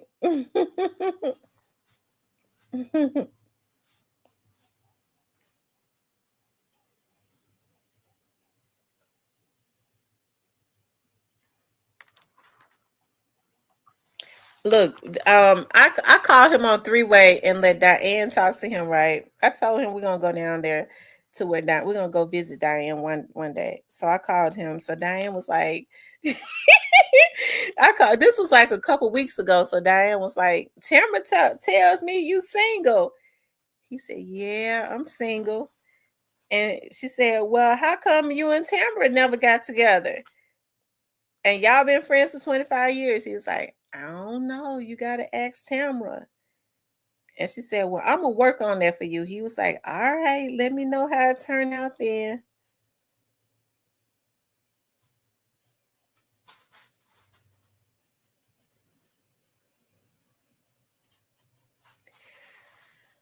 Big Pressure says, everybody, what you ran about? Big Pressure.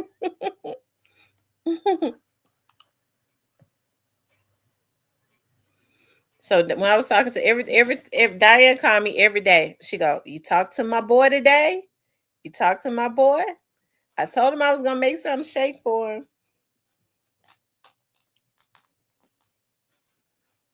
I talk to him every day, all day, every day.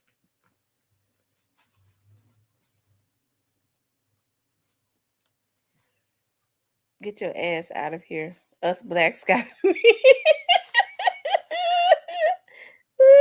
He said, I'm a black man disappointed with my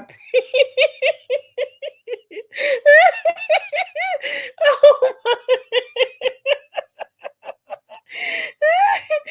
oh, Lord have mercy. Cypress, you coming up. What McName May said? McName May said he wanted to come up too.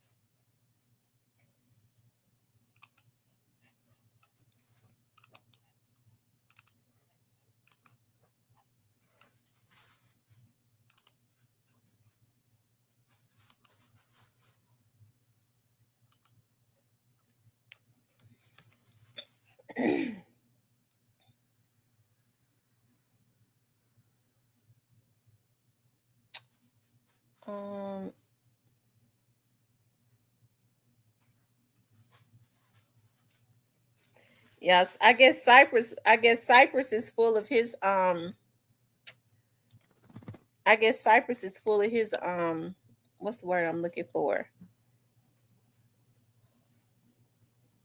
His alkaline water.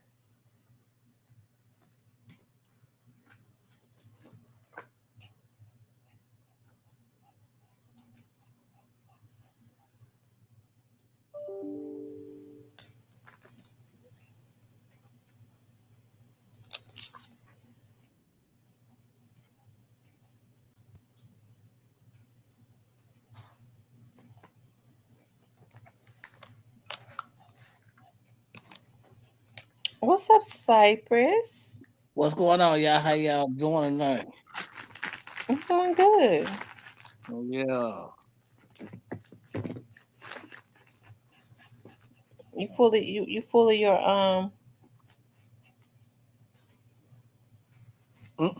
Not tonight.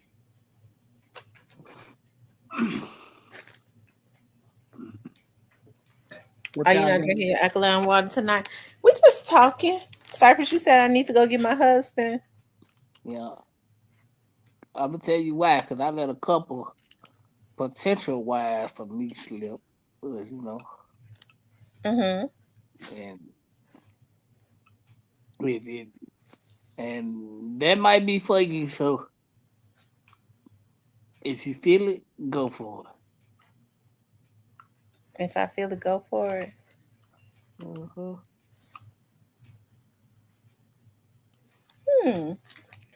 I don't know. I believe it or not, I've been praying about it. He said to me the other day, he was like, life is so short.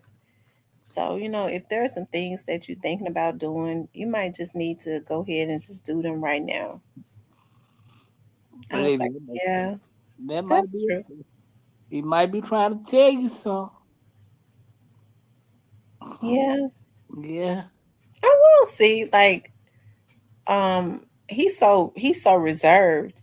So he did say to me, he was like, you moving into your new. Now he's the only man that I will be telling where I live. But he was like, you moving into you, so you don't have to invite me. I was like, yeah, I'll do that.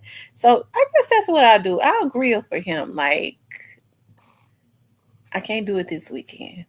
Not next. Like maybe like right around my birthday. No grilled cheese, right? No, I'm gonna whip it out real good. Like I'm gonna do something real good. I don't like steaks like that, but I like to like grilled seafood and stuff. So I'll probably do salmon and asparagus and some more stuff, or I might just do a grill like a lot of food and invite some more people. Oh, look, my cousin. I hired my cousin. I don't know how long it's gonna last, Lord. But I hired my cousin as my assistant because I forget everything on the food stamp budget. Trust me. So she's so excited. She was like, "You said you was gone," because I be forgetting everything. But she's got the gift of gab. I think she's good for my production company because I don't have the gift of gab. Because she was like, "I went to the doctor's office. I was telling them about your TV show and this, and that. So you need to give me some cards." And then she'll make appointments and stuff for me as it relates to some stuff I want to do as far as expanding my production company again and with my dad's nonprofit organization. I'm going to hook her up, though, when the money really start coming in. And it will. I just don't have a lot of time. I'm going to go ahead and hook her up. I told her, I said, when the money come in, I'll be able to make you my executive assistant for the, working with my nonprofit organization and all of that good stuff. She's like, okay. So I said, but right now I can't pay you, but none on a food. I got only pay you on a food stamp budget. She was like, you said you was gonna give me a planner. I went and got myself one. She's so excited. I said, I'm gonna get you one though. I'm gonna get you a bigger one. I'm gonna get a bigger one. I knew big pressure was coming. He said, Cypress, you need to go get back with your girl and show some emotion. Hold your eyes open and fake a cry. Man, I can't play like that. My eye might pop out. You know, Memphis nigga everywhere I go. My eye might fall out trying to think of damn crap. Big pressure, you funny. He said, "Lord, not grilled asparagus is so good." And I'm gonna tell you something like that I do that's really good. Like vegetable medley, like with carrots and squash, yeah, yellow squash, zucchini, onions. I love broccoli. You put them. I have a rack that you can put it in, and you put it on the grill and let them grill and saute them really good. Oh my God, that's the best. Oh my God. Mm. Yeah, I know, bro. It's so good. I love asparagus. I'm gonna tell y'all a story. I had seen like I used to. Now I'm getting ready to put y'all in my business a little bit, but this was a long time ago. We're friends now. So I remember one time I was like, I used to love to grill for like one of my ex-boyfriends. Y'all know who my ex-boyfriend is, Gangsta Pat, right? So he got such a mild personality. People wouldn't believe it. Like he real laid back and mild mannered and stuff. And so I did some he was like, well, what you gonna grill this time? He's such a man's man. Like anytime I grill, he was like, we go to the Kroger or whatever, and he would always, make sure. He was like, if especially if it was something that he wanted. I'm like, I got chicken here, but I just want to, I'm asking you to do it. I want you to get out. I'm gonna buy it. So, anyways, I did some. He like cabbage. One of his favorite dishes is cabbage, right? So I was like, well, I'm gonna do cabbage a little bit different. I'm gonna do cabbage steaks. I said I'm gonna do a cabbage steak. So I cut it up. I had seen this recipe on YouTube, so I put I cut the cabbage up into steaks. And I put it on the grill, right? And it's something I didn't do because the cabbage was so hard. And then I was like, dog, I don't know what I did wrong because I put the garlic and stuff all over it. And but what I forgot to do was put the olive oil on it, right? And so I started just putting a lot of cheese, piling up the cheese on it. I was like, well, maybe if I put the cheese on it, it'll make better. So I was so embarrassed. I had to take it off the grill before it burned up. And so I was looking at him. He was trying so hard to eat it. I was like, what you think about it? What you think? He was like, it's good. I said, you sure? He was like, yeah, it's good. I'm gonna just go ahead and take it. I'm gonna take the rest of it home with me. I said, okay. I bet he threw it away, didn't he, Cypress? Hell yeah, it's only got out the driveway. That was just a straight dog. By the time you got at the next stop sign. Big question. I swear I be getting mad when I pay my taxes and thought people be balling out with new J's and new Jordans and crab legs. I know that's right.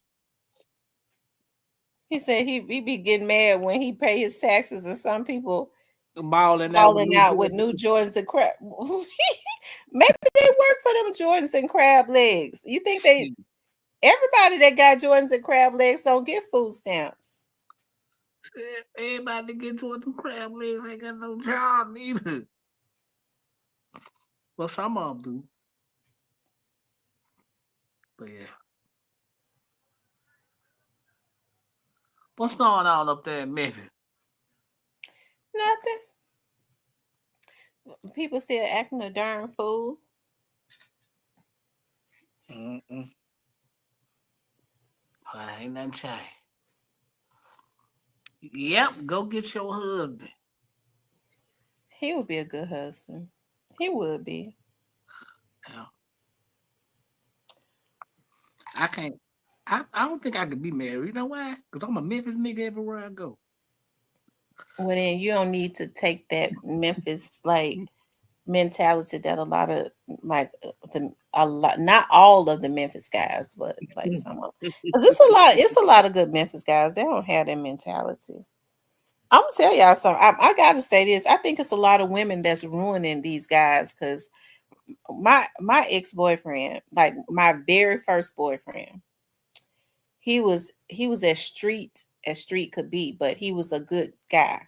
You know what I mean? He was a really good guy. He was a man's man too. Like he believed in. I remember like I was trying to work a little bit, and then my dad. But for the most part, him, Vanessa, because I would throw my check away. My first job was at Rallies, so I would throw my check away. But Vanessa helped me with my senior heads, and he paid for it. You was at Rally before they came with the big Bufors and shit. No, they had the big Bufors. Oh, okay. Yeah, they started out with the big Bufors because remember Rallies used to taste just like Checkers. But Checkers always taste better than Rallies. But now Checkers, I mean, I remember when their burgers taste different. Checkers were the first that came with the apple nuggets. No, see, I ain't gonna never not like that. That was me clean to the apple nuggets was just apple pie that was made like nuggets.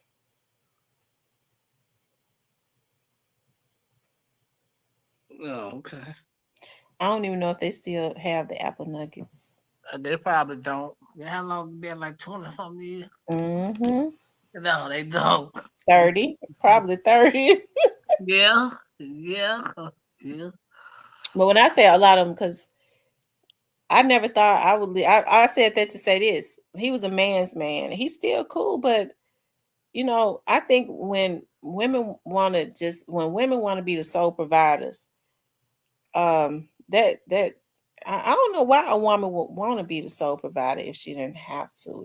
I understand like a lot of women make more money than their men, but some women, when I say sole providers, I'm talking about they the ones work and pay all the bills and the man don't do shit. Well, then because the women want it like this so they can control shit. I don't want to control them. But I don't want no control if that's how it's got to be. But them ain't the niggas they want. The niggas they want. The nigga that got something going on that don't want them, but they'll do whatever to give them. But the nigga don't want. That creates the. But why would you be taking care of a man that you don't want? Just so she could control him? Right. But what can you control though? What is it to control? If he ain't got no job and he ain't got nothing to give, what are you controlling? It's just the mere fact that you can say, nigga, if it wasn't for me, you wouldn't have this and this, and nigga, I'm the one doing all this. But the outside people gonna look at him like she dumb as hell. But it's just the control factor because she know no nigga that actually got something going on don't want her.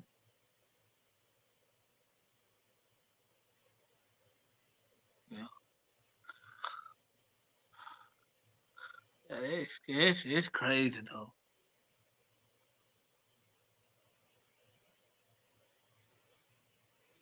Yeah, it is. You see that in almost every ghetto in America. I don't know why though. Women shouldn't, but it happens though. Somebody that they can control, and when they get mad, well, you could leave because this is my stuff, and I'll leave then, and you won't have nowhere to live. That is, I guess, some type of control, but it takes a special type of sicko man to not put themselves in a position, because some men, they'll go, shit, I'll go live in a damn rooming house before I let anybody control me like that.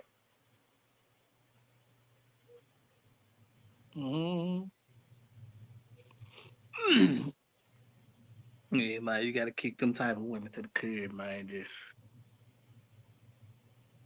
go get what you're gonna get out of it and get on about your business. He said, big pressure, that's hood life. Bitches on Section 8 driving nice cars, calling the niggas ain't shit. Come on now. Don't Mike 60. That's rude to say that, to call them bitches.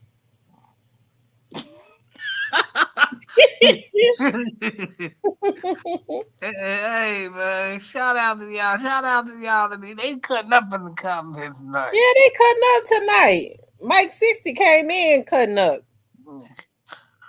Yeah, I see your boy Box Truck Quit, man. Her snapping up pictures. I guess he on this farewell tour. He's snapping up pictures where? On the book. Oh, he back on Facebook? Yeah. He been having okay.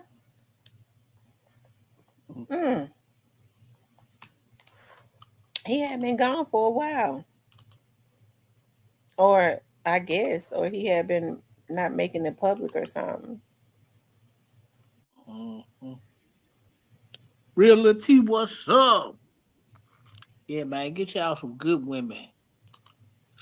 About some.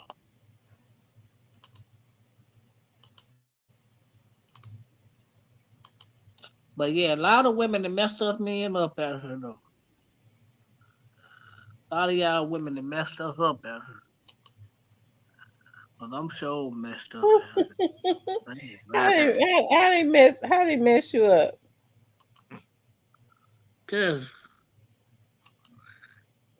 they just crazy, just messed me up, just hoodwinked me and got me.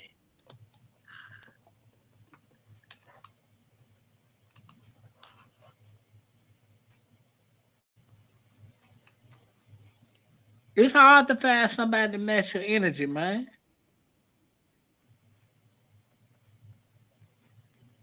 I guess he got me blocked because I can't see it.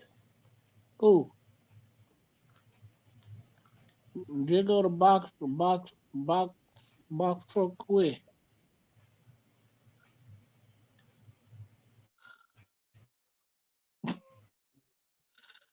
He probably do this. He probably do. I don't know. Are you showing pictures of his family? Yeah, just parlay it.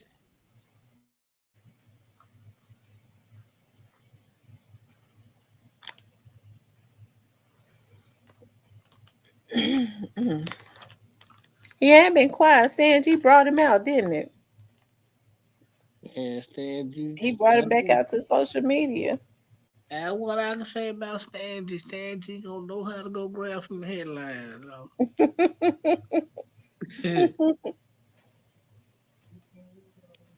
Shout out to Stan G. Kawana Maxie, what's up? She said, I've been getting so used to being by myself. I have gotten used to being. Why women say men don't show the emotion just because we. I don't know. I don't know. So why women say men don't show emotions just because we don't cry? She said, I've gotten used to being by myself. I have gotten used to being by me too. I'm used to being by myself. I am. So I'm used to being by myself.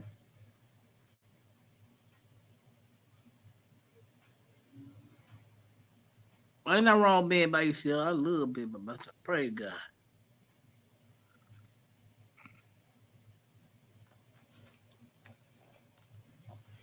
I mean, sometimes it's good. Like I said, my last relationship was 2 years ago, so I've had enough time to.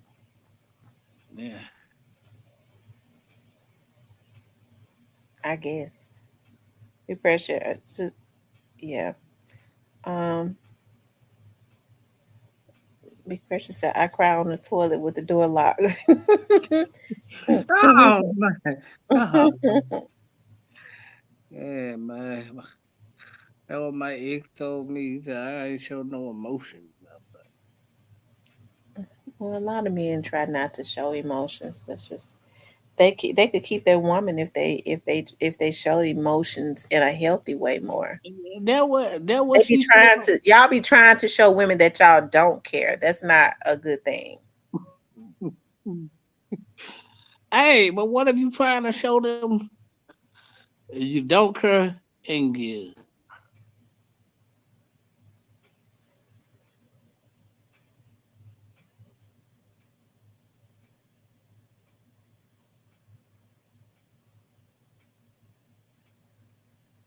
Says I have about one more good relationship left in me. My next relationship is definitely gonna be my it's a fly in here. It's a fly came in here with me. And he moving fast too, but that's all right. I got something for him. My next relationship would be my last relationship because guy's gonna be my husband. That's why I'm why you say No, I was thinking that maybe I shouldn't have said that because it knocked me right off the head. That's crazy. Like, yeah, if you feel like your next relationship gonna be your last, go forward, ball out. I think I got like 2-3 more relationships left before I get to my last one.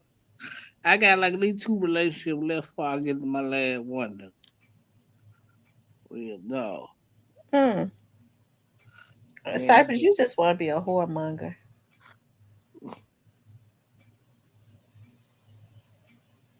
You know what a whoremonger is, don't you? I know a couple preachers do. Shout out to y'all, especially the bargain preacher. Tierney said, Cypress, I could hook you. I don't know, you can't hook me up with nobody because I don't want to talk nobody you know. I'm good.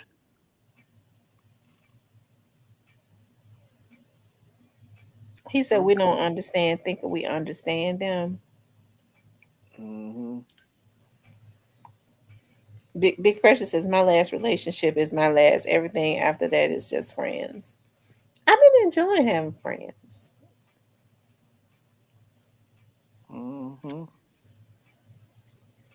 But platonic friendship, no kissing, no touching, no nothing. Yeah, that's kind of okay.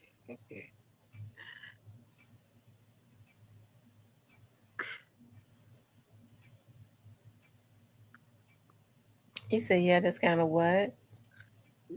That's kind of hard to do, ain't it?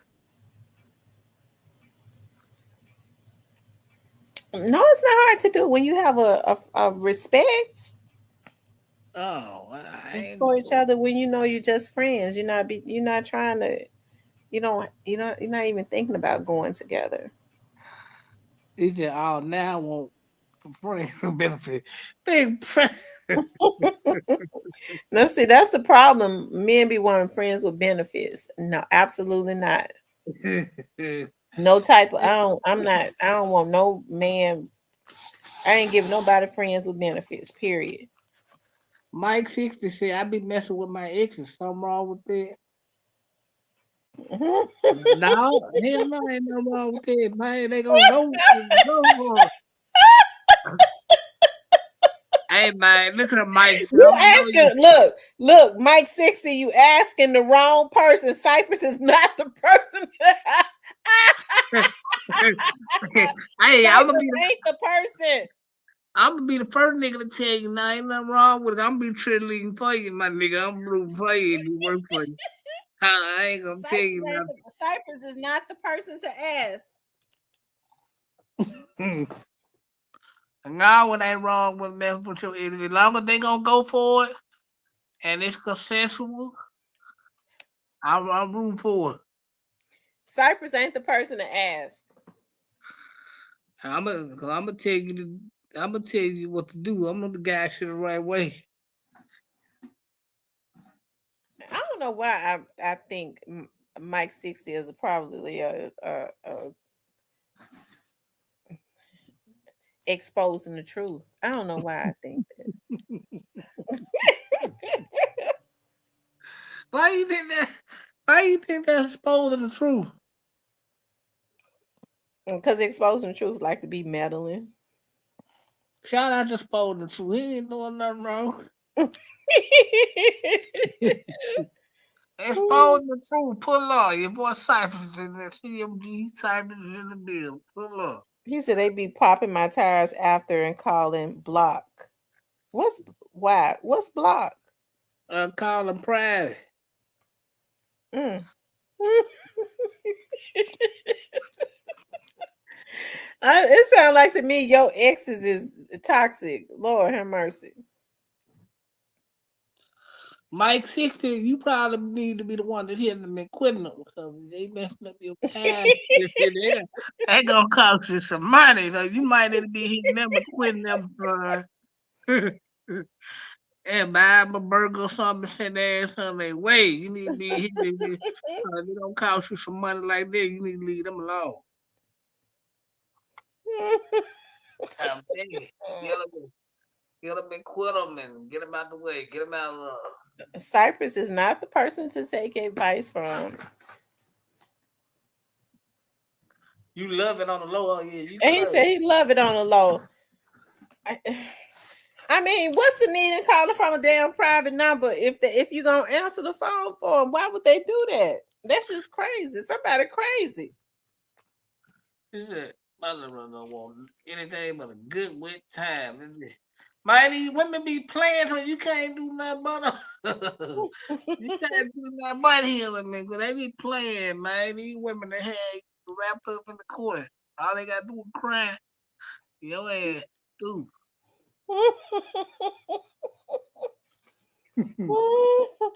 Don't listen to Cypress. I would. Big Pressure said he pressing charges because his time $350 a piece.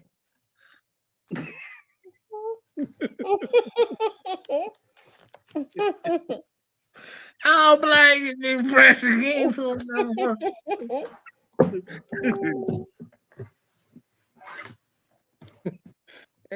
Big Pressure, you got right.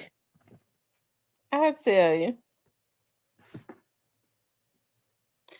Hell yeah, man. But now, get y'all somebody settle down with it. Too much shit going on out here. Real tough. Hey, Real Deal Lee. He said, what up to you in Cypress chat? It's raining. I wish it was raining. I want it to rain. This would be a good night for it to rain. Real Deal. What going on?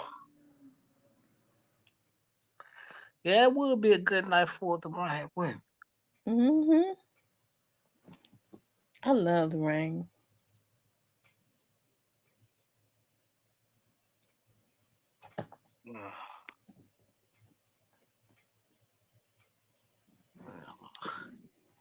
It rain down here so much. I don't know. When they do get hot, they gonna be about the.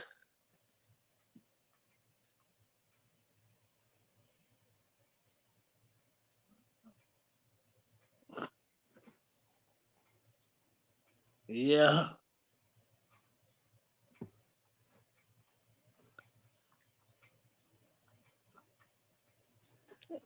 Black Barber said he better start rolling on that donut. I'm telling you. And not press charges. If you press charges, I mean, if I was the woman, it's over for real if you do that. No, don't press charge. Just leave it alone, bro. Just go sit it. You shouldn't even be seeing your car. Yeah, do it. And y'all quit trying to love them instead of hitting them and quitting them. You don't have the goddamn problem. You will have to buy tires when she. Yeah, that's too toxic. When you cutting up tires, see that's when you cutting tires and kicking in doors and breaking windows, and that's too emotionally unstable for me. Mike said she got mad when I didn't talk to her at Chicken and Waffle and try to put her son on me after talking dirty about him. Oh, you must can't fight. Lord have mercy. It sound like you can't fight, man. You probably know you should leave or get in the gym or something. And her neighbor likes me. I'm about to get her on my team. Lord have mercy. So you get ready to mess with the neighbor? Oh man, where he from, man? He gotta be a Memphis nigga everywhere he go. Cause Memphis niggas all the type of niggas I know say this type of shit.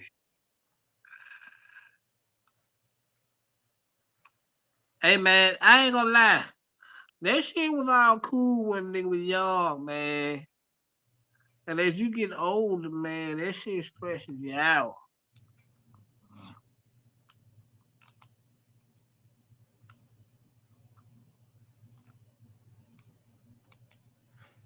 Cause see, I was young and then listened to my mama.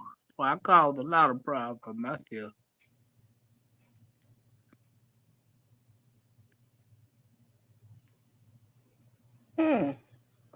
He said he told her he gonna whoop that little nigga. Well, I wish I would have listened to my mama though. And my grandmama.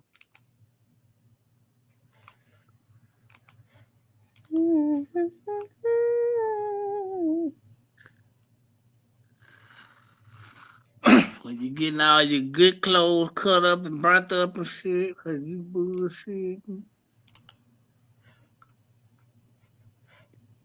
That's wild.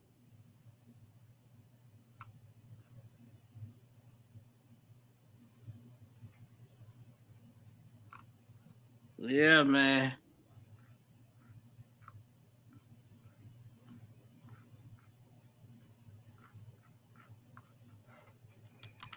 Having two women can be a headache, nephew.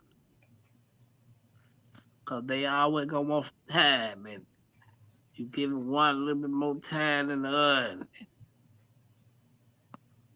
She said he gonna shoot me. So she said her son is gonna shoot you? Oh yeah, you must be him motherfucker.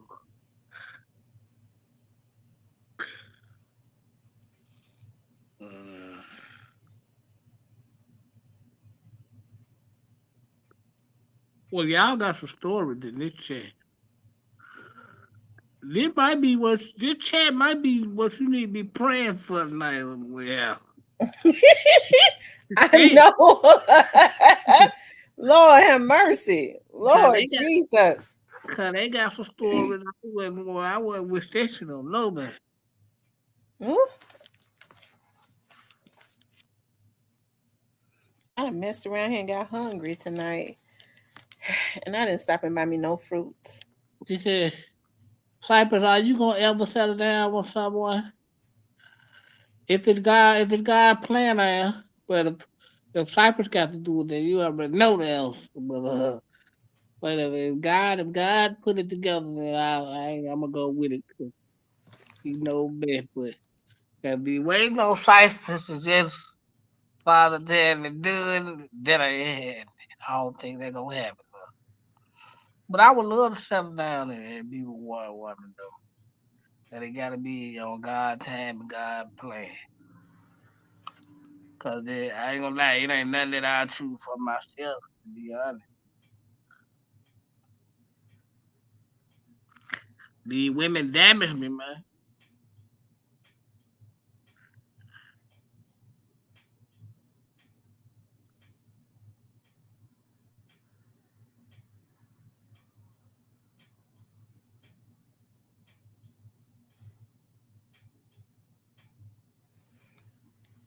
I said, Cypress, you with big head, so that's a never.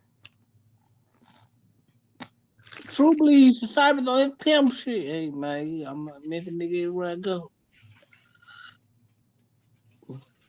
But I don't know though.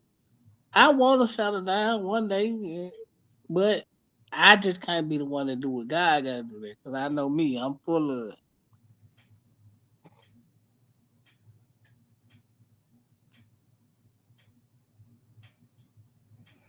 He said he advised men not to only marry after they turn 35.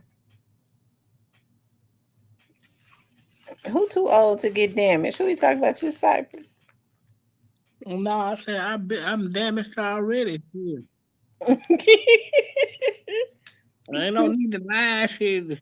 Cause I would See, I didn't listen to my mama and grandmama, and that cost me a whole lot. Because I used to deal with I was dealing with a lot of older women, young.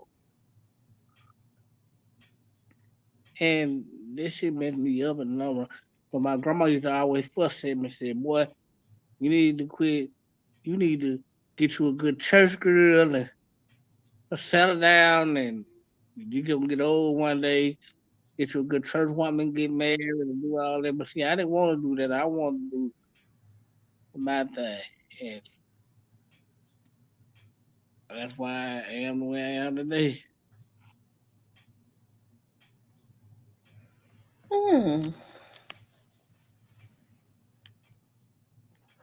Cypress, I think you need to get back in church. I do too, because I grew up in the church. I just started hanging around the wrong crowd, and life just And get yourself back in church, and get yourself together, and get you a wife, and live happily ever after. Get a good wife will change your life. I'm telling you. Yes, you might know something. What I'm looking for in a woman, it kind of I'm looking for a good woman, a woman that I can mainly like have fun with, be with, and and travel with, cause I like to travel. I don't. Me too. I love to travel. If she have like a basic mindset or something where she at, I can't fuck with her. But I gotta leave her where she at, cause I like to move around and do my thing. So she gotta be ready to travel and do some things. And make memories, man. Like a nigga too old to be calling and trying to just be in basic ass relationships. Cause you only wasting your time fooling yourself and lying to yourself.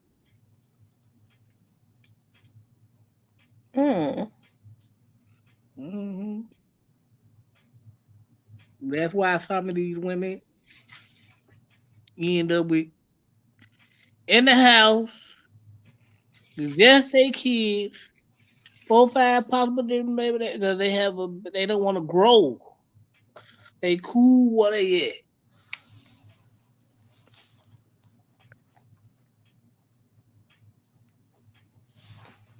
You mean just what, acting out, being a hood rat and all that? Yeah, you can't just have no. You at this point in our life, we can't have no basic. Hey, Keita. We can't have no basic mindset and think a relationship gonna work for it. It ain't gonna work. Yeah. I was just cussing one of my homegirls out today. You talking about you want to hood you? First off, you have a basic mindset. You is comfortable to where you at. You don't think about doing no traveling. You don't think about doing none of that stuff.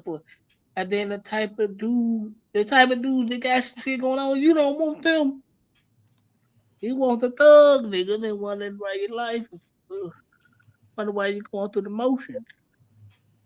You can't do that. Why is Trump firing all these people? It says State Department starts firing more than 1,350 workers in Trump's shakeup.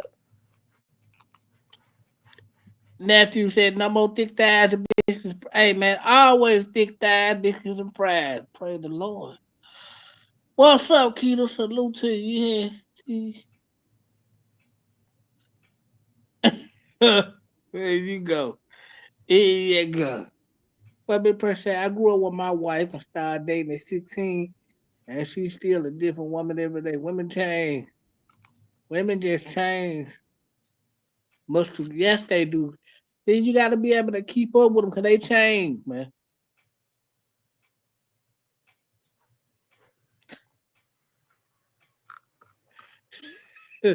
That man, hey man, somebody give me fresh. That man said women will be cutting all their hair out today and go buy a wig tomorrow. Boy,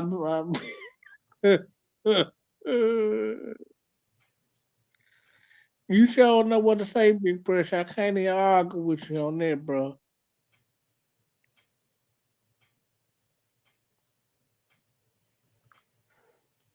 What is wrong with Trump? What's wrong with Trump? Is he flipping out? Trump been flipping out. He Trump. He's a gangster. Yeah, but he firing all these people. Because he got a plan. And it probably ain't going to work if he got one. What you think the plan is? Whatever they at least tell him to do. Seems like the Ford recalls over 850,000 vehicles. Oh my God. Yeah, whatever they at least tell him to do, that's what he gonna do.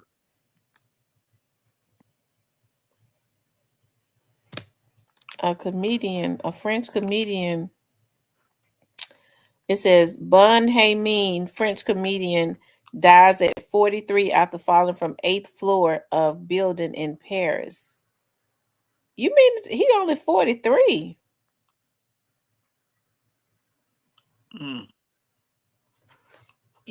They trying to tell me that this man right here was 43 years old. Let me show you this. It's some things I just don't believe. They say this man right here was 43. Man, that man was 63. How the hell he fall from an eight off of 8 floors? Cause they pushed it there. Why are you walking down 8th floor? Hit the elevator. Boy, they so smart they dumb, man. Why you think Trump ain't no more than a racist than Biden?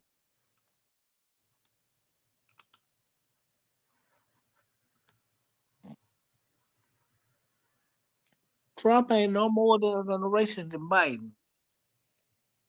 I can't let you do that. I can't let you do that.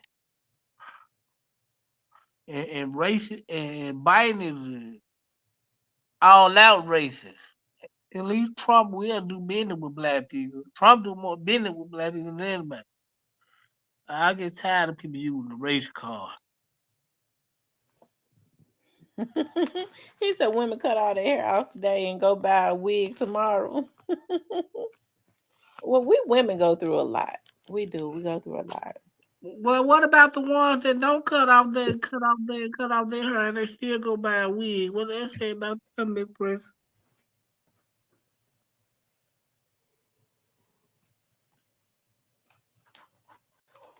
McNamee said he wanted to come up tonight, but when I called his name, he wasn't in here no more. He probably be gone.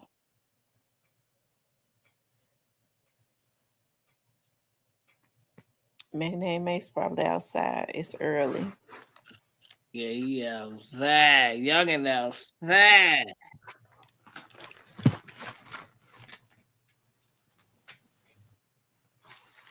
That's crazy. Everybody will say,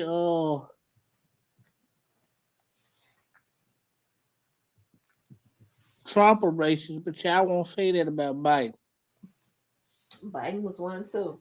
Yeah, Biden didn't like no black people.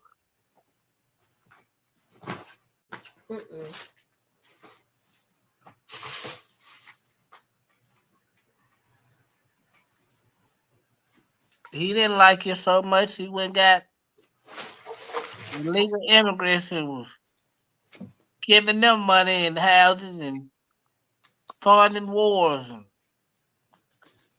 flat out lied to you. Yeah, he did. He was giving all them immigrants all that money, and Americans over here struggling. Yeah. It funding wars and starting wars. Man, you funding, ain't no way you funding Ukraine in a war that you don't plan on to sit fighting in. You spending too much money here.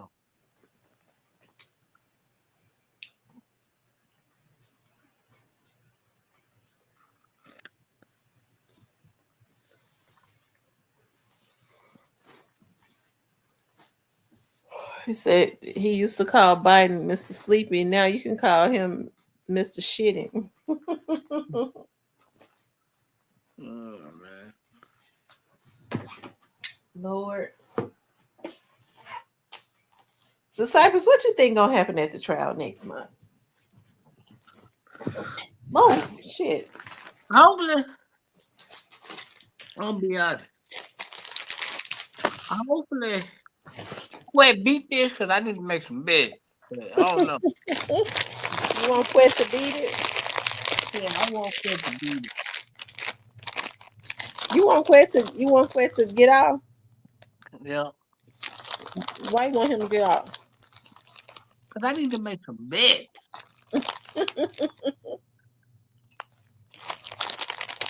Do you think he's innocent? No, I think he knows something. I think he knows the whole play. It's just a matter of fact that if they try to dump whoever they try to dump this on. Mm-hmm.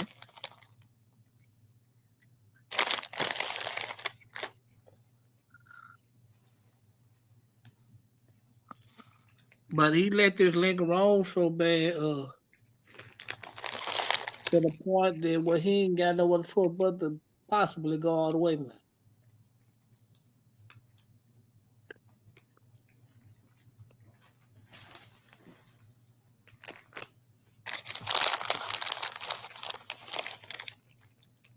To be honest, I hope he beat it.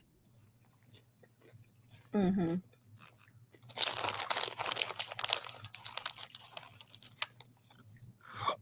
They said make a real deal. He said make a bet with me.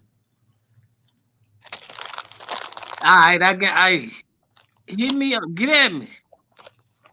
You know what to find me in. Get at me. Yeah. Dr. Umar not a Pan African is? Are you sure? Y'all sure Dr. Umar not a Pan African? Are you just playing True Bleed? But I know Quit getting off ain't realistic. Because they got, I know what they got up their sleeve, boy, to stay cold. McPression says he thinks that Cornelius and Drop Brother gonna be the only witness the state call.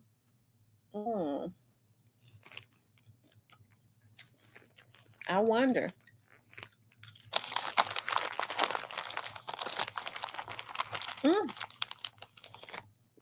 Well, we know Drop ain't gonna tell. Remember, Drop was mad at Quit. I wouldn't be surprised if he don't be at the I wouldn't be surprised if Drop didn't testify against Quit. I'm not saying that he is. I'm just saying I wouldn't be surprised. I'm gonna tell you why. He had his lawyer. Drop was mad at Quit, remember? Right. He had his lawyer speaking against him. And basically telling whatever he thought his part was. Straight Drop had his lawyer to do it. And since a lot of them got in them so scared, like I said, I believe they playing two ends against the middle. Man, I believe they would tell Straight Drop to go ahead and testify against him to make it seem like that he was the real mastermind. And once they make it seem like he was the real mastermind, then they think they in the clear. You know what? If Orange Mountain Quit, don't testify against him. I don't know if he is or not. Then he's only helping their case and hurting his, I would think. Hey, I ain't gonna lie to y'all. If Gotti can somehow squeeze out of this, y'all know what that's gonna do. I'm just saying. What is it gonna do? Oh yeah, you know North Memphis gonna be out the chain. You said more Memphis gonna what? I said North Memphis gonna be out the chain. I don't think North Memphis really has North Memphis really been involved in this. What come out? This stuff with Dolphin and Gotti. I don't know. I can't say because this thing is deep, so we don't know how far this will go. According to Big Pressure, according to Govan, Straight Drop already had turned on him. Didn't Govan all of the stuff that Gangsta Williams was saying? Yeah, Govan told him that. Didn't Gangsta Williams say that? Yep, he said on blast. Yeah. He said, Drop had already turned on it. Well, Big Head. But I think Drop was probably some people had. I believe some people got in his head too. If you ask me, this is just my opinion. All of them being played. Ian probably in Cali, probably in LA somewhere. That's where he live. He probably in LA somewhere.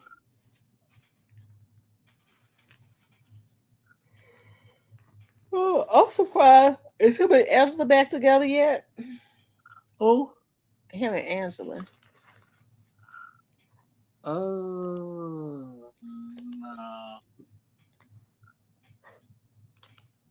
I don't think he wants that. But I don't think I don't think they're gonna run that back.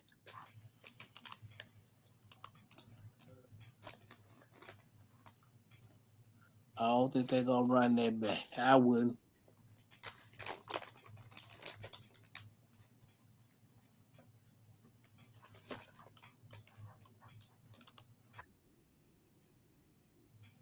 You don't think they're gonna get back together? She seemed to be doing okay. I don't think she was doing okay at first. She might be doing better now.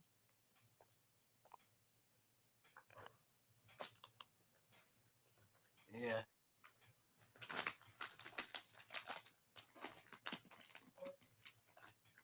Yeah. Anyway, y'all, we've been on almost 3 hours. I got to get off and fix me something to eat. I'm hungry. Drop said, "Tell them it was you and quit and cut me loose." He did say that. Yeah. He did say that. Yeah. You pop back out tomorrow? Yeah, I think I'm gonna pop back out tomorrow. Okay. All right. Thanks for coming up. For sure. All right.